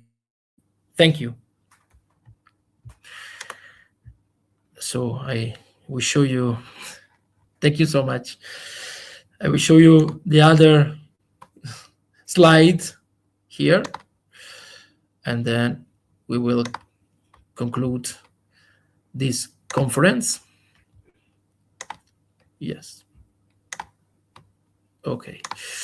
So now we are arrived to the conclusion. And I want to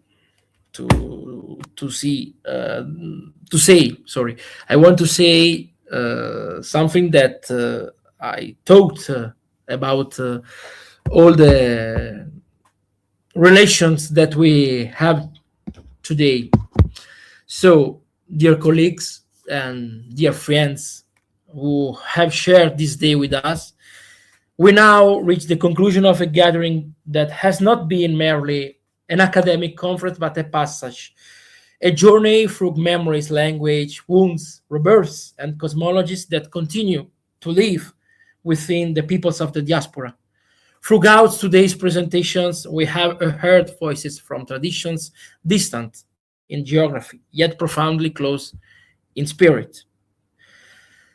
Each contribution has shown us that diaspora is not a simple historical fact.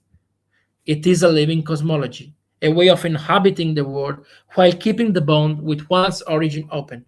It is an act of resistance, preserving languages, rituals, and memories even when everything seems to conspire to erase them. It is a laboratory of the future, where communities reinvent themselves without losing their soul. Through historical, anthropological, religious, and cultural perspectives, we have recognized that diaspora is not only dispersion but transformation, not only loss but regeneration, not only distance but bridge. Today, we have built together a space of dialogue stretching from the Mediterranean to the Eurasian steppes, uniting scholars who, with diverse sensitivities, have illuminated the symbolic and spiritual depth of diasporic communities. To each of you, I extend my deepest gratitude. I wish to thank the institutions that have accompanied this event again, the patronage of Ordu Universitesi, the Italian Society for the History of Religions with the President Giovanni Casadio, and our member Augusto Cosentino, myself too, and the Center of Humanity Studies, Haliquid Historia di Gnum, that I'm the president of that. And our and my hope is that this meeting will not remain an isolated moment, but become a point of departure for new research, for new collaborations, for new ways of understanding what diaspora continues to teach us about human resilience. I close with a simple yet essential reflection. The living cosmologies we have evoked today do not belong only to the past. They are seeds that continue to germinate. They are maps that help us orient ourselves in a changing world. They are memories that ask to be heard, safeguarded, and transmitted. With this spirit, I declare the works of our conference closed. And thank you all for your presence, your commitment, and your vision. May the dialogue we have begun today continue to grow and transform us. Thank you all. Thank you so much. Thank you, Nicola. Thank you all. Thank you, Cosentino. Thank you, Sara.